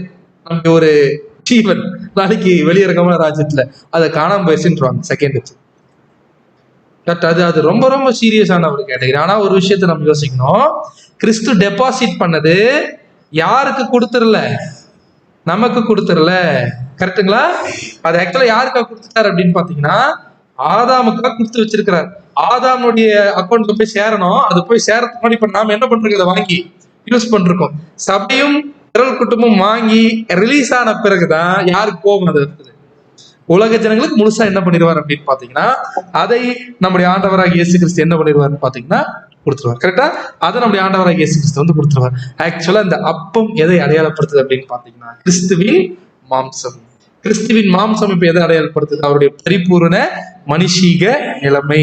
அப்படின்னா அந்த அப்பத்தை தொடும் பொழுது நம்ம மைண்டுக்குள்ள வர வேண்டியது என்னன்னு பாத்தீங்கன்னா நம்மள தேவனுக்கு முன்பாக ஞானஸ்தானத்திற்கு முன்பாக பரிபூர்ண மனுஷீக நிலைமையில காட்ட வச்சதுக்கு காரணம் என்னன்னு பாத்தீங்கன்னா கிறிஸ்து அன்னைக்கு என்ன பண்ணப்பட்டாருங்க, உயிர்ப்பிக்கப்பட்டார். கரெக்டா? அப்படின்னா அது அப்பத்தை அடையாளப்படுத்துது. அப்பம் என்பது யாருக்கும் உண்டு, நமக்கும் உண்டு, உலக ஜனங்களுக்கும் உண்டா? உலக ஜனங்களுக்கும் உண்டு. ஏன்னா இந்த மாம்சத்தை யாருக்கும் கொடுக்கிறாருன்னு பாத்தீங்கன்னா உலக ஜனங்களுக்கும் போது ரேன்சம். யாருக்கும் வருது ரேன்சம்? நமக்கும் என்ன ஆகுதுன்னு பாத்தீங்கன்னா வருது. அப்படின்னா அப்பம் என்பது ரேன்சம் என்ன பண்ணுன்னு பாத்தீங்கன்னா அடையாளப்படுத்தும். அப்பத்தை எடுத்து கொடுத்துட்டு அடுத்து என்ன சொல்றாருன்னு பாத்தீங்கன்னா திராட்சரசத்தை என்ன பண்றாருங்க கொடுத்து, இது புது உடன்படிக்கைக்காக சிந்தப்படுகிற என்னுடைய ரத்தமா இருக்கு, இதை வாங்கி என்ன பண்ணுங்க நீங்க குடியுங்கள். ஏன் திராட்சரசம்? அப்ப மட்டும் கொடுத்து விட்டுருக்கலாம்ல. திராட்சரசம் எதை அடையாளப்படுத்துது? பாடுகள், கிறிஸ்துவின் பாடுகள், பாவ நிவாரண பலியில சபைக்கு இருக்கக்கூடிய பங்கை அது என்ன ஆகுது? அடையாளப்படுத்துது. அப்படின்னா இத கிரைஸ்ட் என்ன பண்றாருன்னு பாத்தீங்கன்னா கொடுக்குறாரு. என்ன ஏன் கொடுக்குறாரு அப்படின்னு பாத்தீங்கன்னா இந்த பாடுகள் வழியா தான் ஒருத்தர் புது சிருஷ்டியாக முடியும். எப்படி அப்படின்னு பாத்தீங்கன்னா கிறிஸ்துவை போல அவங்க பாடு அனுபவிக்கணும். எதை செய்யறதுக்கு? புது சிருஷ்டியுடைய சிந்தையை செய்யறதுக்கு அவங்க பாடுகள் அனுபவிக்கணும். இந்த பாடுகளை அனுபவிக்கும் போது தான் அவங்க புது சிருஷ்டி என்ன ஆகும்னு பாத்தீங்கன்னா வளரும். அந்த பாடுகளை அனுபவிக்கிறது தான் நியாயமான உரிமைகள் என்ன பண்றதுங்க விட்டு கொடுத்துட்டு தேவனுக்காக ஊழியத்தை என்ன பண்றதுன்னு பாத்தீங்கன்னா செய்யுது. அப்படி இருக்கும் பொழுது இந்த கப் இருக்குல்ல, யாருடைய கப்பு இது? ஏசு கிறிஸ்து அவர் கப்பே கொடுத்தாரு. கரெக்டா இல்லையா? அவர் கப்பு தான் ஹேண்ட் ஓவர் பண்ணாரு. ஏசு கிறிஸ்து கப்பு கொடுத்தது யாரு? ஏசு கிறிஸ்து கப்பு கொடுத்தது யாரு? பிதாவை கப்புன்னு கொடுத்து சொல்றது எக்ஸ்பீரியன்சஸ். அது கொடுத்தது யாரு? பிதாவாகிய தேவன். இந்த கப்பு இப்ப யாரு கொடுத்தது நமக்கு? ஆண்டவராகிய இயேசு கிறிஸ்து. சரிங்களா? அதனால காலை மட்டும் மரிச்சா பத்தாது, வெள்ளாட்டு கடாவை என்ன ஆகணுங்க மறிக்கணும். ஸ்தேவான் மறிக்கும் பொழுது என்ன சொல்றாருன்னு பாத்தீங்கன்னா இவரு பாருங்க, அப்பொழுது கர்த்தராகிய இயேசுவே என் ஆவியை ஏற்றுக்கொள்ளும் என்று ஸ்தேவான் தொழுது கொள்ளுகையில் அவனை என்ன பண்றாங்க? கல்லெறிந்து. யார தொழுது கொண்டாரு? யார தொழுது கொண்டாரு? இயேசு கிறிஸ்து. இயேசு கிறிஸ்துவை தொழுது கொள்ளலாமா? இயேசு கிறிஸ்துவை தொழுது கொள்ளலாமா அப்படின்னு கேட்டா என்ன பதில் சொல்லலாம்? தொழுது கொள்ளலாம். ஆனா பிதாவாகிய தேவன் என்று என்ன பண்ணக்கூடாது? அவரை தொழுது கொள்ளக்கூடாது. அதான் முக்கியமான விஷயம். அவர் இயேசு கிறிஸ்து என்று என்ன பண்ணலாம்? தேவனுடைய குமாரன் என்று என்ன பண்ணலாம்? தொழுது கொள்ளலாம். சரிங்களா? அவருக்கு அந்த கணத்தை யாரே கொடுத்திருக்காரு? பிதாவாகிய தேவனே கொடுத்திருக்காரு. தேவன் சொன்ன ஒரு விஷயத்தை என்ன பண்ணும்? Giving honour, reference. அவ்வளவு தூரம் கிறிஸ்துவ என்ன பண்ணிட்டாரு? உயர்த்திட்டாரு. இப்போ ஒரு தூத நிலைமையிலே இல்ல. ஆக்சுவலா நம்ம பேசிக் சப்ஜெக்ட் சொல்லும் போது ட்ரினிட்டில ரொம்ப ரொம்ப ஹைலைட் பண்ண வேண்டிய விஷயம் இது. ரொம்ப ஈஸியா என்னன்னு சொல்லிட்டு போயிடுவாங்க, இவங்க என்ன தூதர்கள்னு சொல்றாங்கன்னு சொல்லிட்டு போயிடுவாங்க. ரொம்ப சீரியஸ் ஹைலைட் பண்ணும். இப்போ தேவன் கிறிஸ்துவ எப்பேற்பட்ட ஸ்தானத்துக்கு உயர்த்திருக்காருன்றது என்ன பண்ணணும்னு பாத்தீங்கன்னா புரிய வைக்கணும், சொல்லணும். சோ ஏன் இதை கிறிஸ்து கையில ஒப்படைக்கணும் அப்படின்னு பாத்தீங்கன்னா, ஏன்னா வெள்ளாட்டு கடாவனுடைய பலியையும் பிரதான ஆசாரியர் தான் கொண்டு போய் என்ன பண்ணணும் அந்த இடத்துல சேர்க்கணும். கரெக்டா? இப்ப பிரதான ஆசாரியர் யாரு? நம்முடைய ஆண்டவராகிய இயேசு கிறிஸ்து. கரெக்டுங்களா? அப்படின்னா நாம ஒப்பு கொடுத்துட்டோமா? இப்ப அதே தானே, இப்ப அதே சீன்ல வரோம் அப்படின்னு சொல்லும் பொழுது நாமளும் என்ன பண்றோம் அப்படின்னு பாத்தீங்கன்னா ஒப்பு கொடுக்கிறோம். எதுல ஒப்பு கொடுத்தோம்? ஞானஸ்தானத்துல என்ன பண்ணணும்னு பார்த்தோம். யார மாதிரி ஒப்பு கொடுக்கிறோம்? அதேதான். திரும்பி எடுத்துக்கலாம். பத்திரம். கரெக்டா? பத்திரம் இருக்கு. கையெழுத்து போட்டுமா?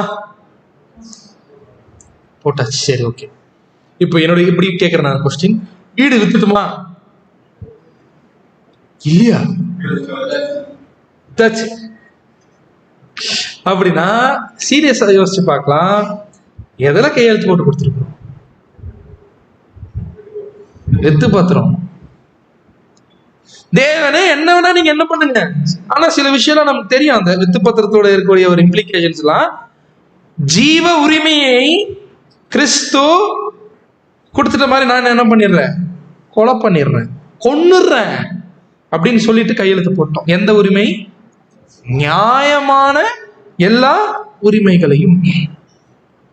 எப்படி இயேசு கிறிஸ்துவுக்கு எல்லாமே தெரியலையோ அதே மாதிரி யாருக்கும் நாளைக்கு என்ன நடக்கும் தெரியுமா? கான்செக்ரேஷன் லைஃப்ல இன்னைக்கு என்ன சிச்சுவேஷன் கொடுப்பாருன்னு தெரியுமா? கொடுக்கிறாரா? கொடுக்கிறாரான்னு கேட்கிறேன். என்ன பதில் சொல்றோம் அவருக்கு?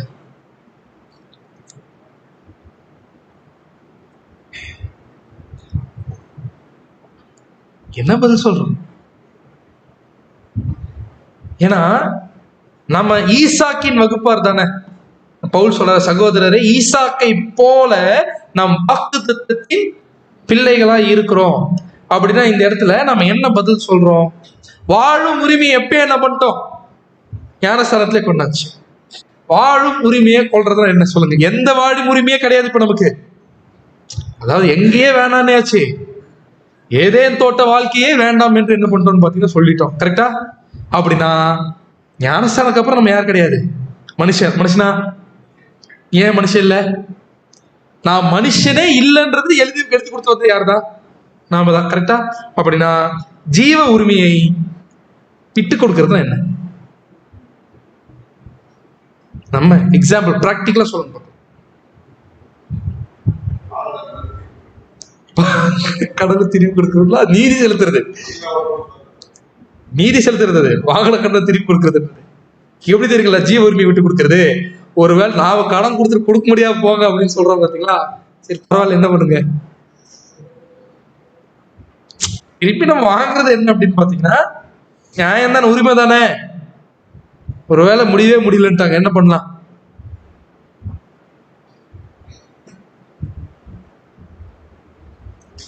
வேற எக்ஸாம்பிள் பிராக்டிகலா? சூப்பர். நமக்கு உரிமையான ஒரு காரியம் பிராக்டிகலான எக்ஸாம்பிள் எடுத்துட்டோம்னா, அப்போஸ்தலனாகிய பவுல் 1 கொரிந்தியர் 7 எழுதுவார், எல்லாரும் என்னை போலவே இருக்க நான் என்ன பண்றேன்? விரும்புறேன்றாரு. ஏன் எல்லாரும் என்னை போலவே இருக்கிற விரும்புறேன்னு அர்த்தம்? எதை பத்தி பேசுறாரு? 1 கொரிந்தியர் 7 மேரேஜ் பத்தி பேசுவார். எல்லாரும் என்னை போலவே நான் என்ன பண்றேன்? இருக்க விரும்புறேன். ஏன்னா அவர் கர்த்தராகிய இயேசு கிறிஸ்து மாதிரியே இருக்கணும்னு முடிவு பண்ணிட்டாரு. அப்படி இருக்கும் பொழுது அந்த டிசிஷன் மேரேஜ் பண்ணிக்கிறதுக்கு பவுலுக்கு உரிமை இருக்கா இல்லையா? இருக்கு. நியாயமான உரிமை தானே. என்ன சொல்றாரு அந்த இடத்துல? ஏன் விட்டார் அப்படின்னு பார்த்தா கேட்பாரு, கேவாக்கு மட்டும்தான் ரைட்ஸ் இருக்கா? சகோதரியாகிய ஒரு ஸ்திரீயை கூட்டிக் கொண்டு போக எனக்கும் அதிகாரம் இல்லையா அப்படின்னு கேட்பாரு. ரைட்ஸ் இருக்கா? இது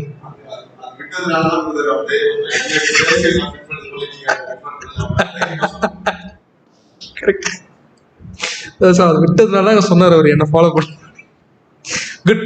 ஆக்சுவலா தேவனுடைய கிரேஸ் இதுல பாருங்க, இது ஒரு ரூலா வைக்கல. புதிய சிருஷ்டிகளுக்கு என்ன வைக்கல? ரூலா வைக்கல. ஆனா ஒரு பாயிண்ட் சொல்றாரு. அதுல என்ன சொல்றாருன்னு பாத்தீங்கன்னா, ஓகே பண்ணுங்க, ஆனா மாம்சத்தில் என்ன பண்ணுவீங்க? நீங்க உபத்திரவப்படுவீர்கள். என்ன வரும் இதுல? மாம்சத்துல உபத்திரவம். பட் இந்த இடத்துல என்ன பாயிண்ட் சொல்றாருன்னு பாத்தீங்கன்னா, ஏன் மேரேஜ் பண்ணிக்காம இருக்க சொல்றாரு? வேர்ல்ட்ல எத்தனை பேர் அன்மேரிடா இருக்கிறாங்க? அன்மேரிட்ன்றது பெரிய விஷயம் இல்லை. நீங்க சென்சஸ் என்ன கோடிக்கணக்கான பேர் என்ன பண்ணுவாங்க உலகத்துல இருப்பாங்க. அன்மேரிடா இருக்கிறது பிரச்சனை கிடையாது. ஏன்னா வேர்ல்ட்ல என்ன பண்றாங்க? அன்மேரிடா இருந்து எக்ஸ்ட்ரீமா என்ன பண்ணுவாங்க? வேற லெவல்ல ஒரு என்ஜாய் பண்ணிட்டு போயிட்டு இருப்பாங்க உலகத்தை. பட் இந்த இடத்துல ஏன் முழுக்க என்னுடைய லைஃபையே யாருக்கு தான் நான் செலுத்துவேன்? அர்ப்பணிக்கிறேன். சரி, மேரேஜ் ஆயிட்டா லைஃப் ரைட்ஸ் யூஸ் பண்ண சொல்றாரா? என்ன சொல்றாரு? மனைவி உள்ளவர்கள் மனைவி இல்லாதவர்கள் போலவும், கணவன் உள்ளவர்கள் கணவன் இல்லாதவர்கள் போலவும். அப்படின்னு என்ன அர்த்தம்? நியாயமான கடமை ஓகே, பட் லைஃப் உங்களுக்கு எப்படி இருக்க கூடாதுன்னா, மற்ற உலக பிரகாரமான கப்பல் இருக்கிற மாதிரியும் நீங்க ஒரு லைஃப் என்ன பண்ண முடியாது, அந்த இடத்துல லீட் பண்ண முடியாது. நீங்க கம்ப்ளீட்டா ஒருவேளை பிள்ளைகள் இருக்கக்கூடிய பட்சத்துல என்ன பண்ணணும்? அந்த இடத்துல வேர்ல்ட்ல வளர்க்குற மாதிரி பிள்ளைகளை வளர்க்க முடியுமா? ஒரு புதிய சிருஷ்டிக்கு முடியாது. ஏன்னா என்ன பண்ணிட்டோம்?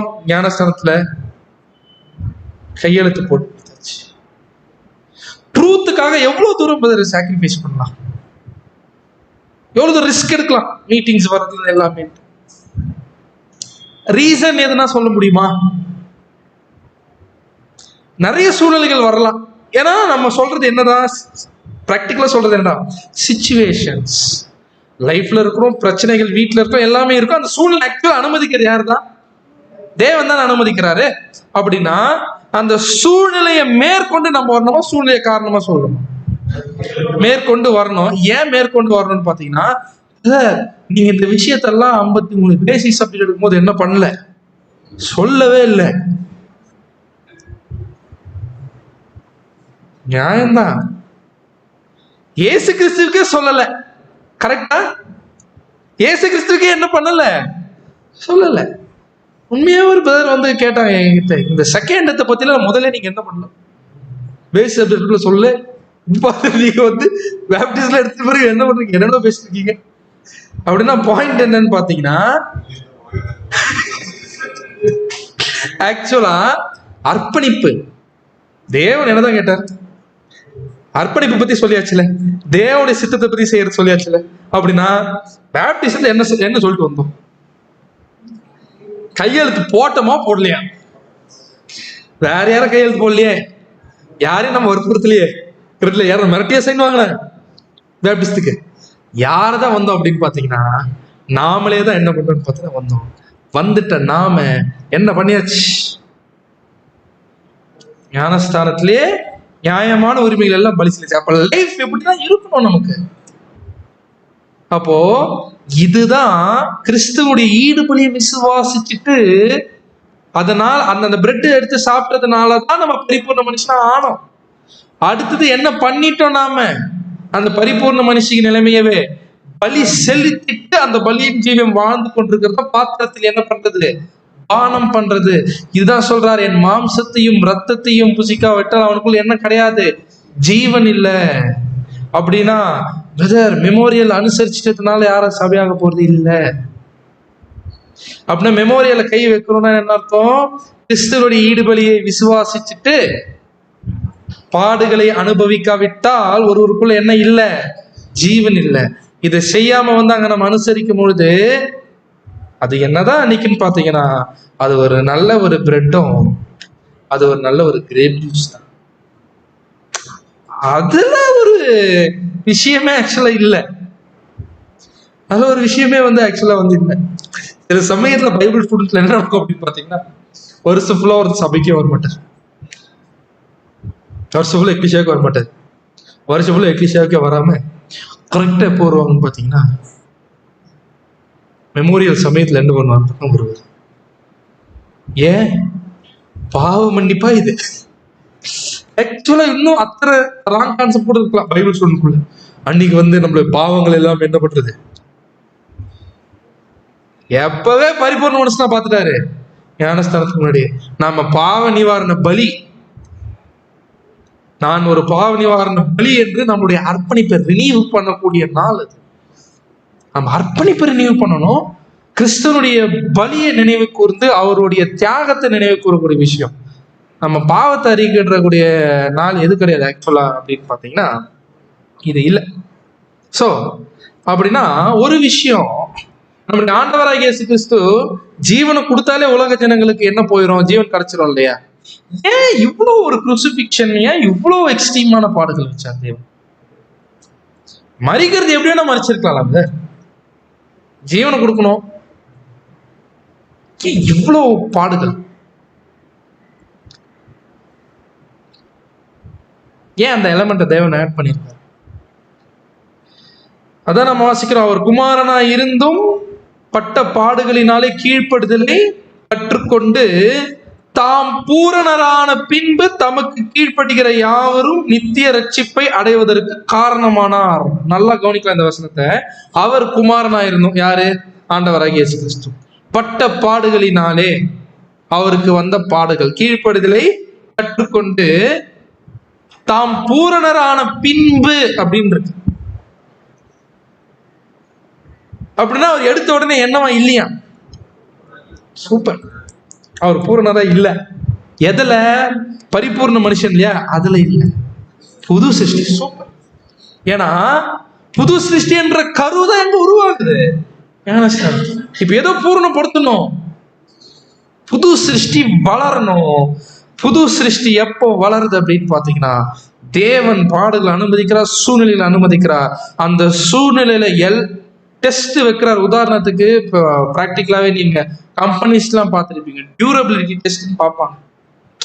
செம்மையா அடிச்சு என்னென்னோ பண்ணி பார்த்து அது எல்லாத்தையும் தாங்குதா, அதான் பெர்ஃபெக்ட் அப்படின்னு கொண்டு போறாங்க இல்லையா? ஏன் தேவன் இவ்வளவு தூரம் பண்றாரு அப்படின்னு பாத்தீங்கன்னா, எதை இப்ப வளர்த்து எடுக்கணும் இவங்க? புது சிருஷ்டியை கிரைஸ்ட் என்ன பண்ணணும்னு பார்த்தா வளர்க்கணும். ஏன்னா எல்லா புது சிருஷ்டிக்கும் தலை. அந்த புது சிருஷ்டி எப்படி இருக்கணும்?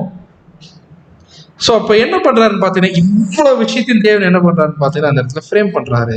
இன்னொரு விஷயத்த தேவன் இந்த பாடுகளை அனுபவித்ததுடைய காரணம் என்ன அப்படின்னு பாத்தீங்கன்னா, தேவன் முதல் அப்படியே பிளான் போட்டிருக்கணும். அந்த பிளான் போடும்பொழுது முன்னறிதலின் ஞானத்துல தனக்கென்ற ஒரு குடும்பத்தை என்ன பண்ணணும் அப்படின்னு பாத்தீங்கன்னா உருவாக்கணும்னு நினைக்கிறாரு. அந்த குடும்பம் யாரை போலவே இருக்கணும்னு நினைக்கிறாரு?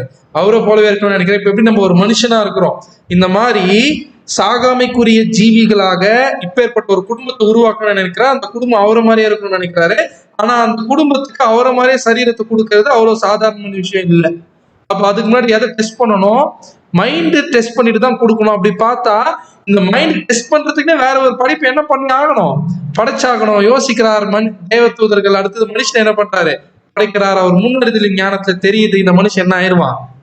ஏன்னா சுயாதீனத்தை கொடுத்து படைக்கிறார். யோசிச்சு பாருங்க, சுயாதீனத்தை கொடுக்கறதுன்றது பெரிய டேஞ்சர் தேவனுடைய சைட்ல. ஏன்னா சுயாதீனம் உள்ள சிருஷ்டி என்ன வேணா பண்ணும். கரெக்டா? சுயாதீனம் உள்ள சிருஷ்டி என்ன வேணா பண்ணும். அது தடுக்கிறதுக்கு யாருக்கு ரைட்ஸ் கிடையாது தெரியுமா? தேவனுக்கு ரைட்ஸ் கிடையாது. ஏன்னா கொடுத்தது யார் தான்? அவர் தானே கொடுக்கிறாரு. ஏன் லூசிபர் ஆனா லூசிபர் சாத்தானாவை படிச்சாரு இல்லையே? ஏன்னா அவன் சுயாதீனத்துல என்ன பண்றான், அவன முடிவு எடுக்க. அப்படின்னா பாக்குறாரு முன்னேறதுல மனுஷன் விழுந்துருமா. இப்ப இந்த மனுஷனை விழுந்து போகும்போது மீட்கும் பொருளாக யார் அனுப்பணும்? என் மகனை அனுப்பணும். இப்ப மகன் போய் எதை கொடுத்துடுறாரு ஆக்சுவலா ஈடுபலியில? தன்னுடைய மனுஷீக ஜீவனை யாருக்காக கொடுக்க போறாரு? உலக ஜனங்களுக்காக கொடுத்துட்டா அப்ப நான் யாரை இழந்துருவேன்? ஏன் மனுஷனா மட்டும் வந்து அது அப்படியே ஒருவேளை ஆண்டவராகிய இயேசு கிறிஸ்து புது சிருஷ்டியே ஆகலன்னு வைங்களேன். ஞானஸ்தானத்துல என்ன மட்டும் பண்றாருன்னு பாத்தீங்கன்னா வராரு. இப்படி யோசிங்க, ஞானஸ்தானத்துல புது சிருஷ்டி ஆகல, இப்படி மட்டும் வராரு. ரான்சம் என்ன பண்றாரு? ஆனா கொடுத்து செத்துடுறாரு. தேவனே என்ன பண்ற ஆவிய கொடுத்துருன்னு சரி என்ன ஆயிருக்கும்? இயேசு கிறிஸ்து புது சிருஷ்டின்ற கரு இல்லாம ரான்சம் கொடுத்திருந்தாருன்னா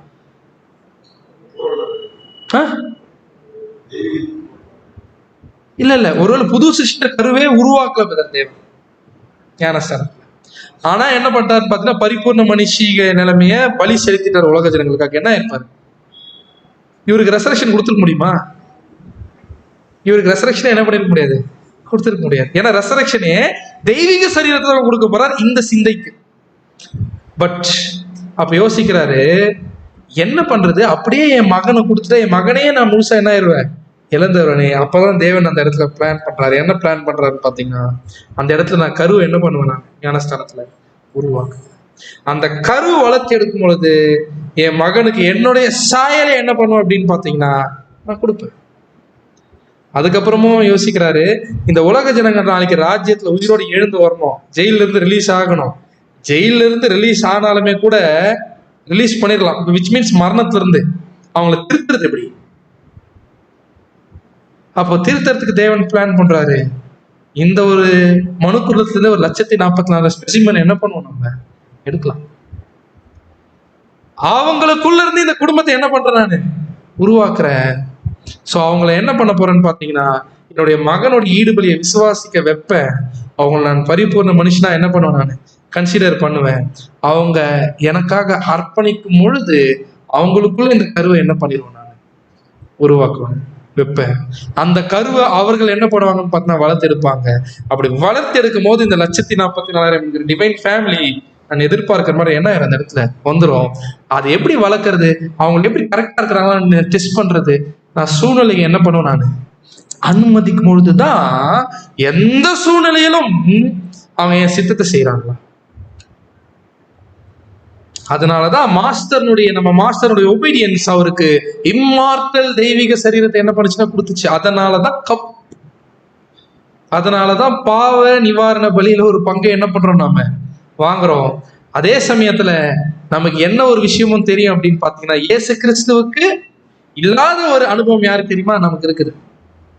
ஏன் இது அப்படின்னு பாத்தீங்கன்னா, நாளைக்கு ராஜ்யத்துல பரிதவிக்கூடிய ஆசாரியர்ல இருக்கும்போது அவரால் பரிதவிக்க முடியும். இருந்தாலும் அவர் உண்மையான பரிபூர்ண மனுஷன். விழுந்து போன சுபாவத்திற்குரிய அனுபவங்கள் சிலது யாருக்கு தான் இருக்குது, அது 1,44,000 பேருக்கு தான் இருக்குது. நாளைக்கு ராஜ்யத்துல அவங்க கிட்ட போயிட்டு தோல் மேல தோல் கை போட்டு, பாவிதான் நீ, நானே ஒரு காலத்துல யாருதான், இப்ப நீ கிரிமினல், நானும் ஒரு காலத்துல என்ன, இந்த கிரிமினல் என்னவாக ஆக முடிஞ்சிச்சு, டிவைன் நேச்சருக்கே வந்திருக்கேன் நான், உன்னால என்ன பண்ண முடியும், ஈஸியா இதை ஜெயிக்க முடியும் ஹியூமன் நேச்சரை, நீ என்ன பண்ணிடலாம், நீ ராஜ்யத்துல மிஸ் பண்ணுவாங்களா, மிஸ் பண்ணுவாங்க. மத்தியஸ்தரை யார்தான், நாம தான். அப்ப மிஸ் பண்ணும்போது என்ன தெரியும், அவன் பலவீனத்தை இன்னும் கத்துக்கணும் அப்படின்ட்டு ஒரு ஃபீலிங் வந்து யாருக்கு தான் வரும், நமக்கு தான் வரும். ஏன் வரும் நமக்கு, நாம என்ன பண்றோம் அந்த உணர்வு பரிதவிக்கக்கூடிய, அது ஆக்சுவலா இப்ப எங்கே வரணும், இங்கே வரணும். என்னதான் புதிய சிருஷ்டிகளாக தேவன் வைத்துட்டாலுமே நம்மள எல்லாருமே எதற்குள்ள இருக்கிறோம், மாம்சத்துக்குள்ள இருக்கும். அந்த மாம்சத்துக்குரிய பலவீனங்கள் இருக்கு, அது கிறிஸ்து மூடிட்டாலுமே கூட அது வரும். அப்ப நம்ம என்ன பார்க்கணும், ஒரு பிரதர் அன்இன்டென்ஷனலா மிஸ்டேக் பண்ணும்போது மனசு எப்படி இருக்கணும்,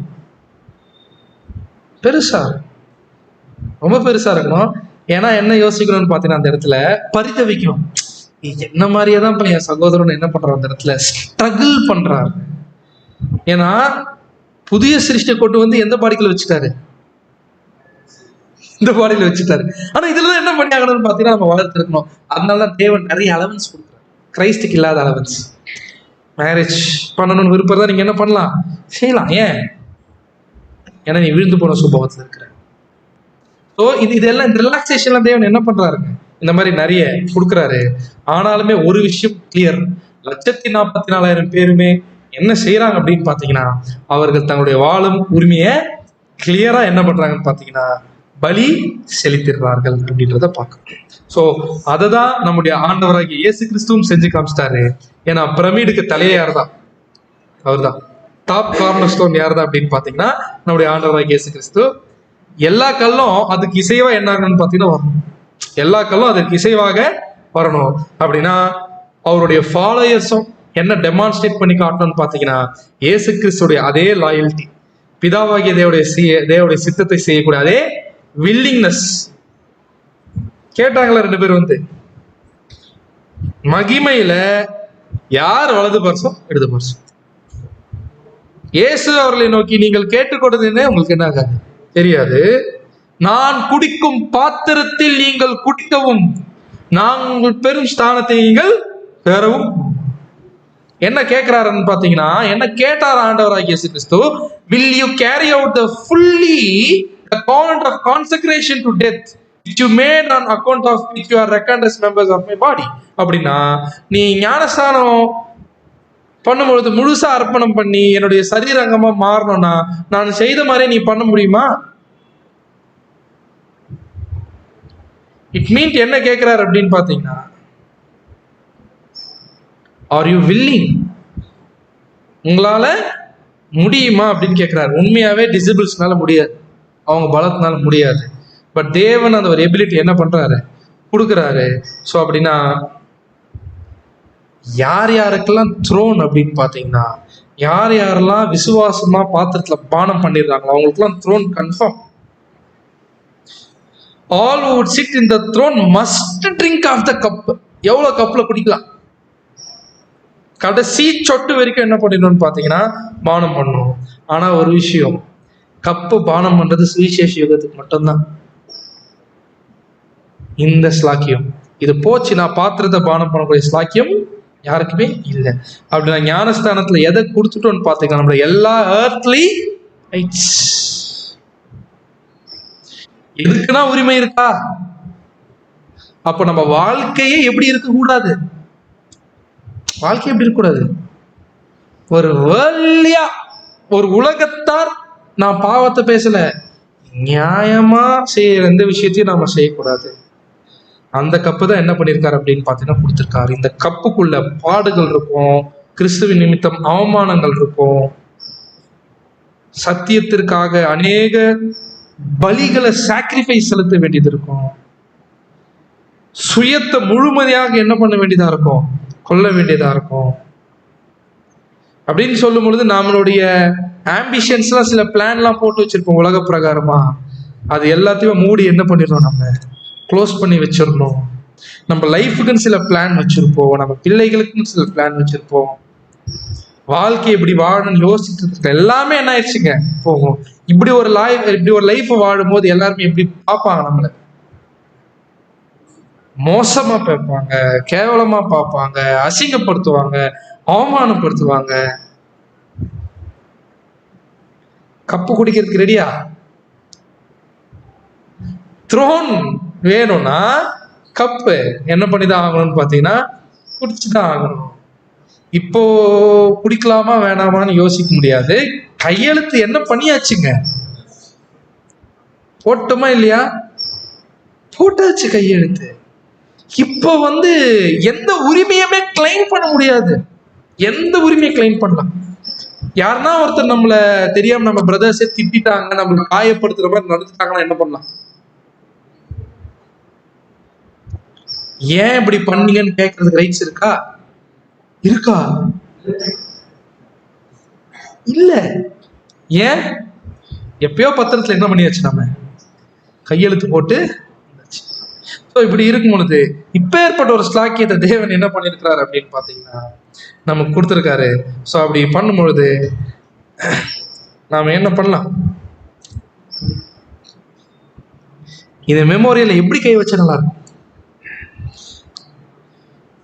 நம்மளை நாம நிதானிக்கணும். நம்மளுடைய ஐக்கியம் எப்படி இருக்கணும்? கம்யூனியன் சாக்ரிஃபைஸ் பண்றது எப்படி இருக்கணும்? என்ன ரிஸ்க் இருக்கலாம்?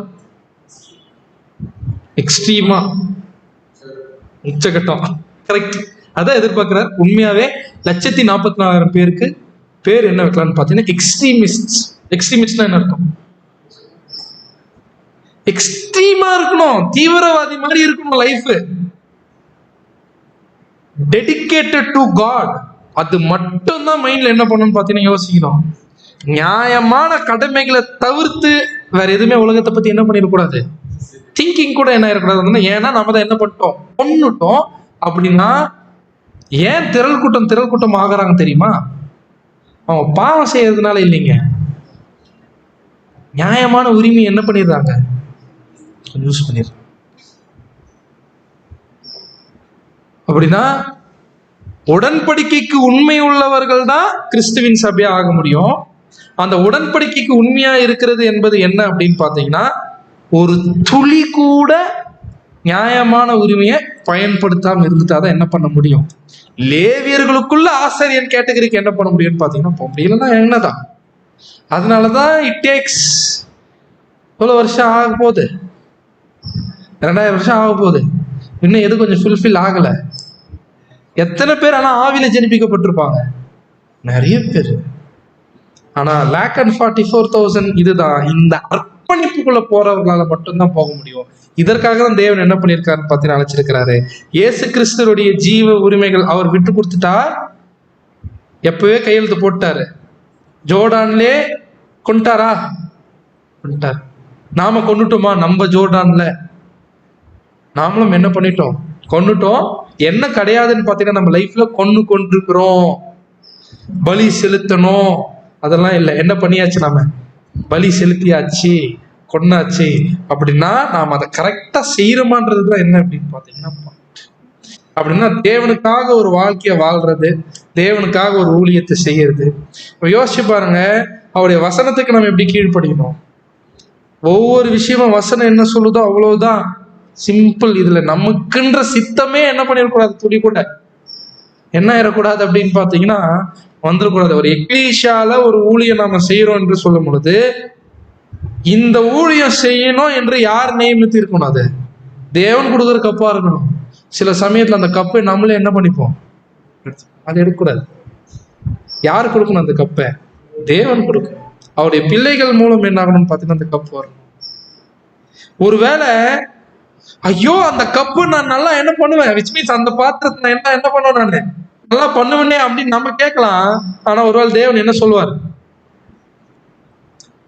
ஏன்னா கையெழுத்து போட்டிருக்குது வெத்து பாத்திரத்துல, எப்படி வேணா எழுதுவாரு, என்ன வேணா நடக்கும், நாளைக்கு என்ன வேணா செய்ய சொல்லலாம். பவுலுக்கு எக்ஸாம்பிள் எடுத்துக்கோங்க. திடீர்னு ரோமுக்கு போக சொல்றாரு, திடீர்னு மேசிடோனியா. முன்னாடியே தெரியுமா? அப்பப்பதானே வருது. என்ன சொன்னாரு? இப்பதான் குறிந்து பட்டது டிராவல் பண்ணிட்டு வந்தேன். அதுக்குள்ள பிலிப்பு போகணுமா? ரோமு போக சொல்றீங்க, சரி, ஒரு நல்ல கப்பல் அனுப்பிச்சு விட்டுருக்கலாம்ல. திடீர்னு என்ன ஆகுது, யூரோக்ளுடான்ல அனுப்பிச்சு விடுறாரு. அப்ப பவுலுடைய பத்திரத்தில் யூரோக்ளுடான் என்கிற புயல் என்ன பண்ணப்பட்டிருக்குது? இதுக்கு அது எப்பதான் தெரிஞ்சிருக்கும் பவுலுக்கே? போகும்போது தான் தெரிஞ்சிருக்கும். ஆனா அர்ப்பணிப்பு எப்படி பண்ணிட்டார் அப்போஸ்தலனாகிய பவுல்? எப்படி தெரியுமா பேப்டிசம் எடுத்தார்? நான் மாம்சத்தோடும் ரத்தத்தோடும் ஆலோசனை செய்யாமல். அப்படின்னா ஆலோசனை யார் கூட பண்றக்கூடாது? எப்பவுமே நம்ம மாம்ச ரத்தத்தை கூட ஆலோசனையை செய்திடக்கூடாது. இப்படி செய்யாமல் இருந்து மாம்சத்தையும் ரத்தத்தையும் பானம் பண்றது என்ன? கிறிஸ்துவோட ஈடுபலியை மாம்சத்தை புசிக்கிறதுனா கிறிஸ்துவின் ஈடுபலியை விசுவாசிக்கிறது. பாத்திரத்தில் பானம் பண்றதுன்னா பாவ நிவாரண பலியினுடைய அனுபவங்களில் அந்த பாடுகளை ஏற்றுக்கொள்றது. இப்படி செய்தால்தான் நமக்கு ஜீவன் கிடைக்கும். ஏன்னா புது உடன்படிக்கைக்காக சிந்தப்படுகிற ரத்தமா இருக்கிறது. ஏன்னா சபையும் சேர்ந்து முடிஞ்சாதான் புது உடன்படிக்கை என்ன பண்ணப்படும்? ஸ்தாபிக்கப்படும். அதை நம்ம அடையாளப்படுத்தி காண்பிக்கிறோம். வருஷம் முழுக்க நாம இந்த ஜீவியம் வாழாம நம்ம மெமோரியல கை வைக்கிறது என்னவா இருக்காது? நியாயமா இருக்காது. பிரதர், இது கொஞ்சம் மிஸ் ஆகிருக்கிறோமே. பரவாயில்ல, தேவன் கிருபையின் தேவன். அவர் என்னன்னு வைக்கலாம், மிஸ் பண்ணிருக்கிறேன், அடுத்த வாட்டி இந்த ஒரு தாற்பயத்திற்கு ஏற்ற ஒரு பாத்திரமாக நான் என்ன பண்றேன், வாழ்றேன்றது என்ன பண்ணலான்னு பார்த்தீங்கன்னா தேவன்கிட்ட நாம முன்னாடி நம்ம வைக்கலாம். ஸோ நம்ம அழைத்த அழைப்பு, நாம் இந்த ட்ரூத்துக்குள்ள வந்திருக்கிறதுக்கு காரணம் சர்ச் கிளாஸா போறது, வேற எந்த ரீசனுமே இங்க இல்லை. அதை நம்ம என்ன பண்ணணும்னு பார்த்தீங்கன்னா மைண்ட்ல வைத்து கொண்டு நாம ஜீவ உரிமைகளை கிறிஸ்துவ போல விட்டதை தேவன் முன்பாக என்ன பண்ணலாம், நாம் அடையாளப்படுத்தி இந்த மெமோரியலை காட்டலாம். பொறுமையோட கேட்ட நம் அனைவரையும் தேவன் தாமே ஆசீர்வதிப்பாராக. ஆமீன்.